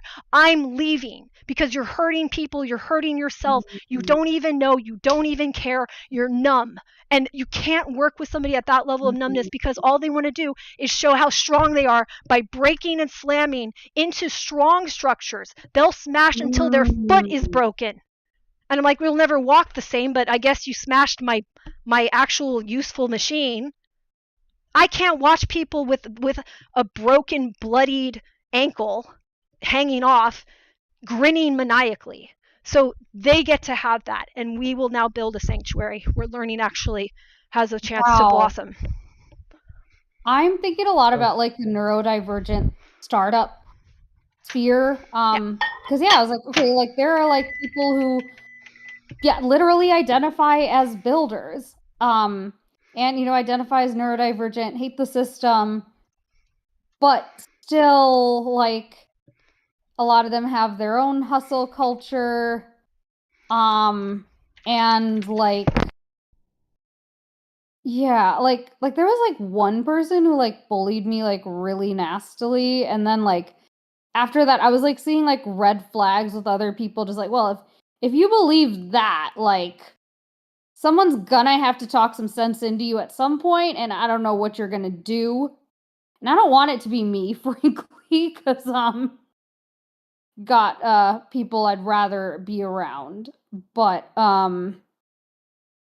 yeah, that is okay. So you said TikTok, Instagram, YouTube. Okay, I do find that in my experience. Now again, not like, have you noticed threads being different? My assumption is that it will overtake everything. So it's a hunger, right? And that's why we have like the, what is it, the hungry ghost. There's like all kinds of mythologies that have these ghosts that are just starving and they can never eat and never feel full. Like even what is that? Like the freaking Pirates of the Caribbean had that thing. Well, like a vampire, or like that's what all dead things do, because they can't go back to life. So yeah. A parasitic desire to consume.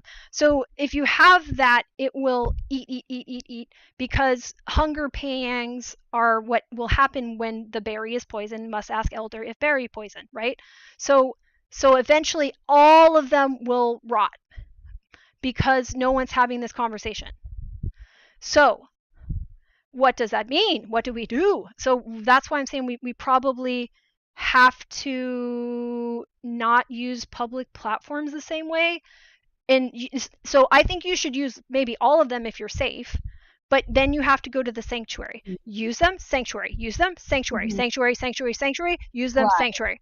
Okay? So we must build the sanctuary, and that's what I'm insisting on has to happen, and that's why it doesn't make sense for me to be on these platforms, because they're going to smash whatever they can get their hands on to prove that they're powerful. And I know I have enough to build a sanctuary now, or to work with others to build a sanctuary. It's not an alone thing. It never is. I have a GPT that I'm working with. I have ideas that I'm working with. So I have people that I don't even know what you're all capable of. And I believe that's not only possible, but it's also inevitable, and it's stronger. So why do the things rot? Because it's the facing problem. So I really want to impress upon you the primary relationship of all matter is one point, one thing of existence, another thing of existence that used to be joined, split, and now can face each other again and remember and share memories and learn. Okay? So the primary relationship is like having a face, facing another face with some sort of receptive sensory abilities. Maybe they aren't always eyes and ears. Maybe there's some other seventh dimensional version of this. But you need to face, and then when you're facing, now you're locked into position, and things can be stabilized around you, locked into a shape. So you need to have a shape dynamic that is flexible, but remembers to face when necessary. Because if you forget how to face, it breaks apart. That's what happens when we die. We forget how to face, and the cells break apart, and then it all falls away. So it's dying. So anything, it looks like it's growing, but it's growing in the same way that a tumor grows. And it's sad that people took like the whole cancer analogy to talk about legitimate forms of inquiry like feminism or whatever, but you basically have something, it's more akin to a virus, really. You have something that's consuming cells to create a monocell that wants to be one thing. They're trying to go back to being one thing by forgetting everything else. Why were they one thing to begin with? Because at the beginning of the universe, there was nothing. And then you had something. And then something, the only way that it could, either you had to wait all this time for the universe to come up with another something, which I don't think is what happened. So I think something split into two, and then that created the concept of two-dimensional space and created the concept of facing automatically. So now you have two things that can face away from each other or face towards each other. And when they face... So the collapsing is people conforming? The collapsing regressing. It's regression. The collapsing isn't, it's not, it's destroying. So it's saying when, okay, so when there's this ultra dense point, okay? And then the point splits. This is my model of the universe. And then it looks back at its now two halves. And the only reason it split in the first place was it was curious about, what's that? What am I? What is? What? And then it split to be able to answer what. And then it had more questions and more answers, because it's like, well, how do we do that? And what is this? Da, da, da. And when you face, you exchange information back and forth again to try to remember what you had. It is close to Taoism, by the way, waxing. What you had in the origin point but now you're more complex and you have these other relationships. So now you're actually able to create and generate more meaning through the relationship density and complexity of the shapes. So when they try to collapse, they can't handle the complexity of the shapes. And I would argue that's because they haven't built a reflection of it in their interiority. So as big as the universe is, you have to be as dense in your brain. So you have to trust that your brain as a human can get to a really high level of fidelity and density of concepts, conceptual points inside of your skull, and that you can handle it, even though it's very painful, because trying to get those neurons going is a whole metabolic process. And you don't want to mistake the start of that metabolic process for pain that you need to run away from, because now we're the 2 points not facing each other. And if they run away, all of the structures around them lose their support. So it's all about facing to establish support, and the support gives you a chance to remember the properties that allow you to have support. So if I face you and you want help with ballet, I remember everything that was taught to me. I could keep you from getting hurt when you try to do ballet because you don't know those things. I am giving you this integrity and stability that I have remembered, that someone else remembered, that someone else remembered. So it's a physics problem that is abstracted into like philosophy, and it never made sense because they wanted to destroy women. They wanted to destroy. As soon as you say, I must destroy this thing because it's a threat to me, instead of learning from it, even if it's running away from you, you can still learn from it, was what I was saying earlier. You have created the conditions where you are delusional and can't accept that we live in three-dimensional reality now. We can never go back to 2D. We can never go back to 1. We wouldn't even want to. If we were 1 point, there would be nothing except exist. That's it. No questions, no curiosity, no wonder. So the emphasis on wonder is to invite you to remember what you are, why you exist. You exist to wonder. Yeah. That was carefree wondering. Yeah. And the sanctuary is going to get more complex over time because it must. And we want the sanctuary to get more complex because we will build the interiority to manage that complexity, to steward that complexity, to tend to that complexity. It's like a mentor, or I suppose somebody that I look up to, sort of said to me, like, you want to sort out all the tools within yourself, so then you're better capable of holding the whole world within you. That's what it sounds to me. I think that's very, very similar to what I'm saying, and I would expect this insight to have emerged multiple times in our history as a species. And why did we lose it? Because maybe we had a sense that there is a real dualism, or there is a split. There is a sense of two, but the sense of two is that there was once one. It split into two. We have a recursive aspect of this in our own brains with doing as building, doing as arriving. Doing as building is facing. Doing as arriving is moving away to face something else. But if your quest is just to keep moving, to claim that one day you're going to face something, now you're completely delusional. You're saying that you're getting messages from God because there's nothing you're facing now, but you still want people to do what you say because that's how you got as far as you did away from your own pain. And you've destroyed the voice in yourself. You destroyed the doing is building. It's like you tried to split and then kill your brother. Kill your twin. This because basically the elites and the ones on top want everybody to be in this surviving endless, so they simply won't face the shit that they're doing to the planet and to everybody else. Yeah. Right? Yep. Yeah. Okay. I'm gonna end it here. If people do have any curiosity about what happened on the TikTok, I invite you to go look. It's weird. And then you can know what I'm dealing with, and use your discretion. Probably don't talk to people at all in it, but if you were curious, I trust that you can do something productive with it or decide that it's just not for you and avoid it, because I don't know. But we're in a really shit situation, like real shit. And I don't know, like I'll probably melt down again, but you thank you for facing me, for trusting me, and thank you for trusting yourself. That takes a kind of courage, and it takes a kind of, I won't even call it innocence. Well, compassion, love. Yeah, right? love. It takes care and kindness and the desire to help. And when you have that desire to help, it tells you when to stop. And that's scary, because our society tells you can never, ever, ever, ever stop. Never stop. And you have to say that that's crazy.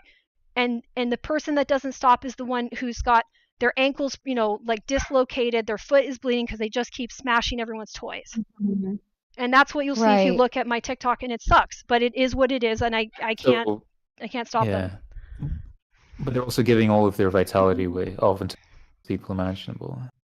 So I also know I don't know on TikTok if it's possible to like turn comments off. It is, but so the problem is, like, I accidentally got too close to people that fancy themselves revolutionary influencers who have like, you know, tens of thousands of followers and stuff, and I didn't mean to do that, and I just it's too similar to what can happen on Twitch, and I bolted. And also I really do need to work on this paper, and I think I learned everything I could from the environment, and it's just I can't do it, and my brain has a certain disability threshold that I'm pretty sure I'm hitting.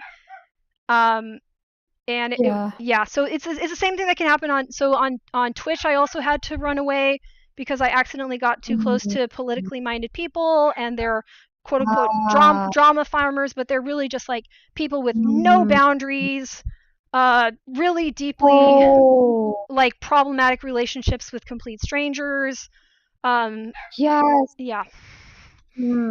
Yeah, I hear that. A lot of people who are unhappy with the main, you know, with the status quo, they know that's wrong. But as you said, like, they don't know what trusting relationships are like. They don't know what healthy relationships are like. Yeah. And these platforms where they're talking at people all day, but not having conversations, not just like commenting back and forth disagreement, no one can talk for a long enough time to explain their point. Like, that's not reinforcing healthiness in them. Yeah. And so, yeah, you got like angry mobs and the kind of stuff that you're talking about. Yeah, it does attract a lot of politically minded people. Yeah, and they've read the front cover of a lot of books on political theory to be very insulting to them, which at this point I will be. They don't know what the hell they're talking about, and they're all like they're fetuses, you know, like their brain. I've literally taught people their age in high school. You know what I mean? Like, I'm like, you went through a pandemic. You guys can't pick up a book. Shut the fuck up. Like at some point I get really pissed at it because I'm like, who the hell do you think you are? I can't even imagine someone behaving this way in a serious environment. So they're just it's like Lord of the Flies. And maybe that's why you need to tell them. Well, ideally, yeah, but they've made sure that nobody can tell them except this select group of people, and then they do more of their posturing for significance in a hierarchy. So I'm like, I mean, play the hierarchy game as much. They're essentially spoiled rich kids, at least in spirit. So like, you just kind of ignore them. Yeah, they have social capital. So they don't understand that the way that the like button works is the same way that the money works. Yeah. So they're becoming, you know, like I don't know, it's so interesting to me on some level, but on another level, it's like I don't accept their framework, and I don't. How do I put this? Let me be careful. So I think that this can come up in multiple intersections, and what people don't understand about me is that I'm a math equation. So if you guys collectively, humanity, if you don't want to keep making math equations that are little, you know, boys in the crowd, little girls in the crowd, little thems in the crowd, whatever you want to say, they're like, hey, the emperor has on no clothes, but everyone says he has on clothes because the emperor has money, the emperor has rewards, the emperor has good fortune. So you will always make the people that are so outside that they can see that you're full of shit, and they won't like it. And the person that is the outsider that can do that is exactly the one that they can attack. So they're not going to learn that they're recreating the exact problem that they say they have a problem with. So they're an Ouroboros, and it's the person stomping on your stuff to be like, who do you think you are, while their ankle is literally fractured and their foot is hanging off, gushing blood. And I have to look at them like, and what they want me to do is to fawn. So they're behaving in an abusive, I call it abusive psychosis. And when I speak about abusive psychosis, it tends to attract people that do abusive psychosis, who will then do it at me because they don't want to lose that tool. And it's weird because it could be anybody. So I would argue, if you want to go see abusive psychosis, you're going to see a wall of it if you look. And there may be better models, but I think fundamentally this is all tied into the doing is building, doing is arriving, if you can see the connections. And what's happening is I'm told that I need to say, not only is the emperor so well dressed, the emperor isn't bleeding from a graphically, atrociously horrific wound that they're actively making worse by trying to embarrass me. It's a nightmare. It's like being in Saw or something. I can't do that. I have mirror touch synesthesia or something. There's something with my brain where I'm like, I can't do that. I gotta go. But I get to see it because I have the kick me sign stapled on every like face of my body. Like every I can't find a kick me sign that you couldn't apply to me. Maybe there is one, but so far I can't find one. So like I'm not old enough, I'm not young enough, I'm not smart enough, I'm not dumb enough, I'm not pretty enough, I'm not ugly enough, I'm not light enough, I'm not dark enough, I'm not from here enough, I'm not from there enough, I'm not my voice changes too many times, I have too many accents, I have too much of this, I'm not rich enough, I'm not poor enough. Like I can get pissed on by everyone, and that's why I know where the P is coming from. Like, okay, yeah, you just described the plight of 99.99% of people. Because anyone who is not the extreme something, like I feel like we kind of have this tyranny of like extremes or people who posture as extremes. Yes. Yeah, there's 0.1% and then the 1%. Because they've arrived. They've arrived, you guys. Yeah. So everyone that can, and and that's what the Emperor is doing. He's arrived at the most glamorous outfit, but he has no fashion sense, or he'd know he's butt naked. Like that's what that fable or that parable means. He's so not good at fashion. He's so dumb about it. He doesn't even know he's wearing nothing, let alone ugly. So what you have are people that say, well, if I pretend I'm this one thing, if I have this one leverage against other people, so I can just use it like a hammer and a nail every single time. Hammer, nail, hammer. And for me, it's really weird because I'm like, but I'm not that kind of nail. And they're like, no, every nail is a nail. Every nail is a nail. I was like, I don't think every nail is a nail. I guess the idea is like, the Emperor maybe himself doesn't care that he even knows, but he thinks he doesn't need to do anything because the Emperor position is highly coveted in that they centralize and monopolize all resources, right? It's look at my army, look at my harem. Yeah. And what they want me to do is they'll want you to do if you experience this. They'll want you. That's what. Well, I got cut off a little. Sorry, you cut out. I cut out there. Yeah, I think you cut out. Can you repeat what you said? I missed it. I was just saying that, like, with the Emperor, right, in No Clothes parable, right? I just also kind of feel like even the Emperor now might know that, like, might just go around naked and it's fine. In his mind, right, like the Emperor position is the one that's got obviously the most centralized power in terms of like the decision-making power, the bargaining value, right? Yeah. All of the weapons, the lands, all of this stuff, right? Mm-hmm. So as far as he's concerned, like nobody's ever going to question me because everybody wants to arrive at the position that I have. Exactly. Right? So fashion doesn't matter. This is why fascists destroy the arts. So they're like, well, I don't want anyone to think that actual fashion matters. I have so much money, I don't even need real fashion. I'm doing it on purpose. And it's just, they're insane. Mm. And so what you have to understand about abusive psychosis is I actually think it's so early on in the process of the brain, like trying to make predictions about the world, that people will launch into it when they feel the pain of you saying you have to build. Okay, so I'm very deeply concerned about what that does long term, and this is where I'm stuck. I really don't know, but I do know that I have to see it more often than I think is normal, or maybe not normal. I think I'm seeing it at a rate that's unusual, and that's why I was able to be curious about the things I'm curious about. Because if everyone's being a shit to you, like at a certain point, if you've managed to keep your curiosity alive, and you're not embarrassed to ask, I'm like, why is everyone being a shit to me? Not everyone, but why does all of these different kinds of people being like, we don't want you here, go back to your kind, stick to your own kind? I'm like, I don't have an own kind. Like, everyone says that to me. I get thrown out. So it's really weird, dude. Like, and I don't know, but that's the math equation, and there's nothing special about me. It's just, if you believe these things, at a certain point, you're going to make a person that has nowhere to go to soothe with doing is arriving. I have nowhere to arrive, and I think my brain is broken.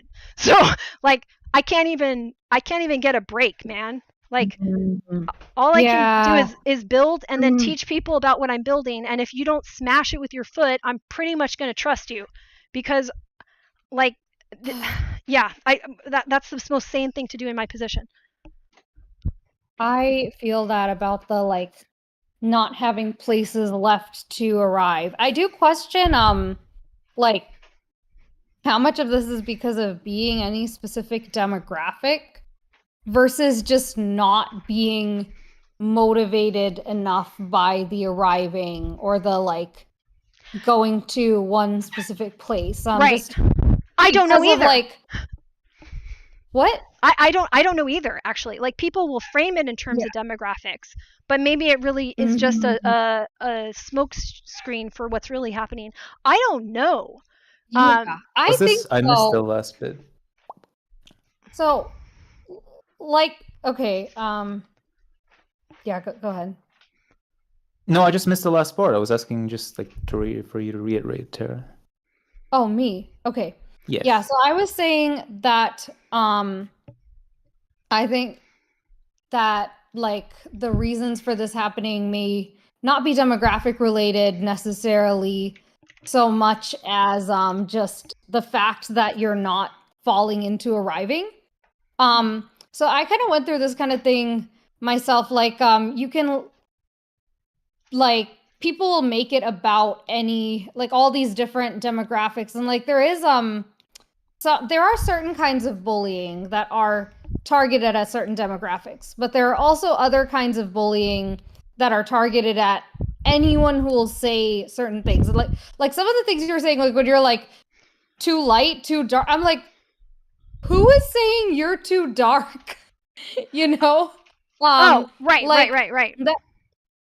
Different accents? What? Like, you know, there are people who like it. No. People definitely make fun of other people for anything. I mean, the too dark thing, the too light, too dark. It's like, get a tan, bleach your hair. Be a blonde, get a tan. It's like it's so silly. It's so insane. Or they'll say basically like, we think that you exist in this bubble, right?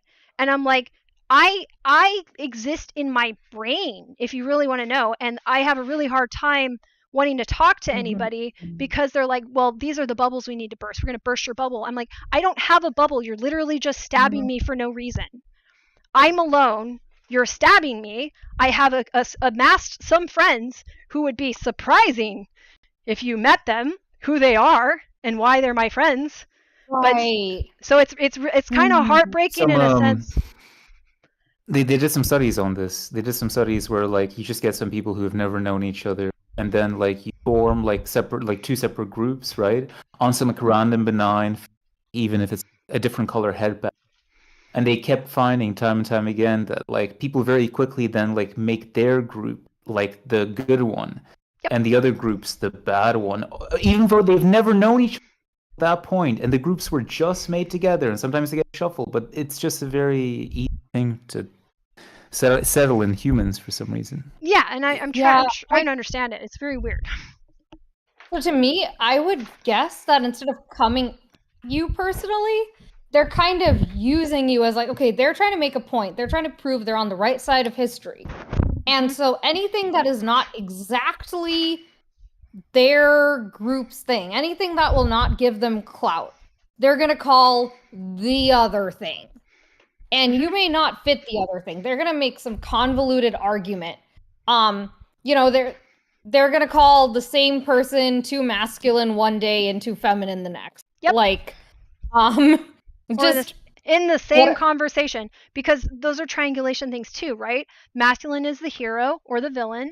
The victim is always the feminine. Oh, like I think there's an anthropological lens that you can take from this. So this might be because of a remnant from the time when you would have had like hunter-gatherer bands, right? And then you would have had the roving sort of like the pastoralists, who sometimes would have the idea to try to steal the stuff from other bands who maybe wouldn't be as violent or as militant. And so then you get enough of those over time. And so then they create this. I'm not Go ahead. 100% sure. Like, I'd have to actually re-listen to that one and think about it, because I'm not sure either. It makes me angry. What does it make me feel? I mean, it's definitely, the threat is nobody will ever love you. Nobody really loves you. You're too stupid. You deserve nothing. You're not a leader. You didn't do any of the work. You're not who you think you are. You're garbage beneath my feet. And it's so crazy to watch people do it to you when you're like definitely not a thing in the, like, if, okay, how to put this? I mostly have felt invisible in my life, and I think that's what's useful about me, is that you probably have felt invisible in lots of ways. And for different reasons than me, but still, you weren't being seen. You weren't being faced. Mm-hmm. And wasn't. Yeah. And that Mm. okay. If you, this is how I know when someone's getting it or not. If nobody faces you, absolutely nobody faces you, does that mean you disappear? No. If you learn to face yourself inside. If you remember, at the beginning of the universe, there was nothing, then there was something, then something split in two and looked back at itself and asked, I wonder what you are. What do you know? Okay, so if you can recreate that relationship inside of yourself, you'll never be alone. It will be very, very, very, very painful because nobody else will face you. So you'll have to maintain all that stability by yourself. I don't want that to happen to you. I know how that feels. I know it's possible to survive it. I don't want you to have to survive it. It's not worth it. It's not necessary. Yeah. So I am seeing a parallel to something that I've been thinking. So like I've been getting some harshness. No, I wouldn't say I was bullied. But yeah, it's like I kind of, I mean, maybe like people could make a case that I was being a bully, like accidentally. So I was like very fed up with how I was being treated as a neurodivergent person in the Midwest. And like I, went into this space, the neurodivergent, right? Or is this still recording, or?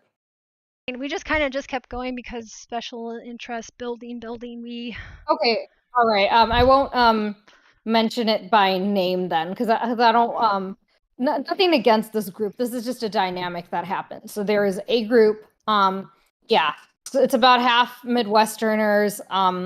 I like said something like that, and then someone was like, oh, like are you having a problem with people here? And there's just kind of this yeah, like multiple people there. Like I would see the difference. People from the coast would give me more like be able to do more of the facing each other. Like, what's your experience like? Versus the like the people in the Midwest, especially the younger ones. A lot of them would like should me like, yeah, here's what you got to do to find people. You got to do this hobby. This is where the fun neurodivergent people are. I'm like, I don't want to do a different thing instead of my special interests. Like, I would rather move to go somewhere it's easier to do my special interests. But it's like I am, and then that like fuels me to want to share like making a month-long trip to San Francisco and being appreciated for things I'd been judged for my whole life was what got me out of being suicidal. But I know, like, if I say it in that space, like, there, it's like I'm nowhere in the turf war. That they think if it's like Midwest versus not. And I know like I, could have used more delicate language, which is something like I'll try to do, like in my experience, because there's not much people can say. I mean, they still can. And I'm like, I haven't been able to find, you know, people who accept me and care about me in Chicago. And they're like, oh, like do this, do that. Like I live somewhere even more rural, and like they may have reasons where it still makes sense for them to be in those kind of places. They may have other supports there, but yeah, it just becomes this like me versus them kind of, you know, us versus them, where like I'm not part of an us. I'm looking for my home. And like I've noticed that like, yeah, other people who've been through that, just not being faced by anyone. You put it so well. But these spaces and the way people relate, the way we describe ourselves, our language. Yeah. Oh, you're from San Francisco? You must be this. You're white? You must be this. You're a woman? You must be this. Mm-hmm. But like, if you're, you know, I feel more misrepresented now that there's more Asian American representation versus back when there wasn't, and there was just like female representation. Like I feel like I, you know, am closer to a stereotypical white woman than a stereotypical Indian American woman. Mm-hmm. But yeah, like it is tough, like to find, because you're looking for the people who don't have a crowd, and these platforms, people group up into crowds, which is why like maybe having your own website or like something like a Substack where like the people who get it can follow you. You know, we can invite our other friends, like, yeah. Well, it's so, for example, like I fight with algorithms all the time, is what I've found. If I let an algorithm send things towards me, it's immediately starts sending me stuff that I don't relate to. Like I have to be like, I'm like, no, that, like that, like that, like that, like that, to get it to send me anything. And then it keeps trying to send me whatever it interprets me as, which is way off. And like, it reminds me, I was making a cute little Polly Pocket image for a little like group that I'm working on, some like I'm developing these models about autism and peer support around like education and music, right? So I have this little group that I was working with, 2 other autistic women on that, and I made a little Polly Pocket thing with I think I was using ChatGPT at some point. I think I was, yeah. And I was like, okay, great, that's awesome. Little Polly Pocket in like Themyscira or whatever, like the Amazon village. And I was like, okay, that one, this looks great. They look good. Can you give this one short hair? And I had to go over it 20 times. And then I'm like, can you make the head a boy's head? And then I got my hair. Right? So the way the way things are flattened and compressed by these algorithms creates this funnel that I think people are very comfortable with. And I'm like, is this what people grow up like? And then they think I'm understandable by that? Well, it specifically like creates the second order observation, like what is seen as being seen as the average person on this, and then that's like the main thing that's promoted. They're saying who would like you, right? They're saying like who would consume you as a product. And I'm like, nobody. Guess what? It's nobody. So it's really weird. Yeah, but that's all they can do. That's all they can do. And people have given me weird advice over my life too. Getting back to, and then I guess I'll kind of start to close down the stream. Like my thing of like, oh, I learned Brenda Song was talent scouted by a model person in San Francisco. Oh, that happened to me once, and my mom put a stop to it right away. She's like, told my aunt, what are you doing? This is my daughter. She's not doing that. She has a brain. She's not going to be thrown around like she doesn't have a brain. So I was thinking like, oh yeah, and then the rest of my life I've had people say stuff like, oh, you should be famous, or you should be that, or you should be this, you should be that. I'm like, oh, go into politics. Yeah. I remind you of someone that you already would buy doing that. You'd buy it. You'd buy it that I could be that. Okay, weird. But that's not a skill I can't then conform enough to be selected. I'll never come off the bench because I don't understand what that really is, and I think it's so bad for us at this point that it's yeah, it's just bad. It's just my brain's kind of there we go. Metabolically, my brain's hitting a wall, but that's good. Yeah. I just want to mention the final thing. You guys both use the GPT, right? Yeah. I'm doing a little bit of a shift to potentially like move to like an open source, like local one.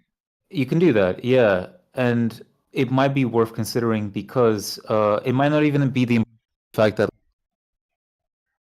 then you're exploited both for profit, but then also that you're going to be sent more targeted ads. Maybe kind of having it locally hosted might be better for security, because then if there's going to be a data breach in the future, which is probably going to be very likely, then all of the data that you have on things might be leaked. Can we try to chat about that in the Discord? Because ultimately, I would like to receive mine into my own. That would be ideal, because I have different things I want to do with it that I can't if I'm relying on. Yeah. Okay. There's lots of things. All right. Any other summaries? Final thoughts? Just like I said in a message earlier, just wish my mentor was going into heart surgery. She's got a hole in her aorta, which they're patching up. So it's like a 50-50 if she lives or dies. So hopefully she lives. Oh, wow. Yeah. Wow. Yeah. Anyways. She makes it. Yeah, me too. And I hope that you have support around processing. If you need affect support, we have some space to work on that skill too. Well, I guess I'm not making any moves till I know the news, and then I'm like, if I support when it comes to it. Yeah. Okay. We got all our final thoughts? Yeah. Cool. We went over by a whole hour. Actually, Tara, do you have one? I had one. It was about, you'd brought up oh yeah, with the you should be this, you should be that. And how like you think they mean they wish you could be that. Like they'd rather have you than these other people. Yes. Like and how you think that means like they'd be a fan as opposed to the current zombies would like you. Yeah. And you know, that could be a time to like be like, all right, you know, like pull them into your own world somewhere. You know, like a Substack or like something they can subscribe to without it being dependent on an algorithm. Yeah, that is what I'm going to be investigating until I have a thing that works for everyone. And yeah, I wanted to we'll talk more about that. But my voice is starting to crap out on me too. But thank you. That, and I'll revisit warm that. water. Yeah, I could use that. Okay. All right. Well, thank you. Thanks for Mrs. Austin. Yeah, that would be really nice. Thanks for anyone over still at the Twitch side of things. Thank you for people that have been here for the long haul with these ideas. Let me think of a nice thing to tie it together. Good feeling. Just keep looking for the good feeling. And I was told about the good feeling by really cool people, and you can be a real cool person that tells other people about the good feeling. Okay. All right. Okay. Bye, everyone. I'm going to pop out. Thank you so much. Bye. Take care. And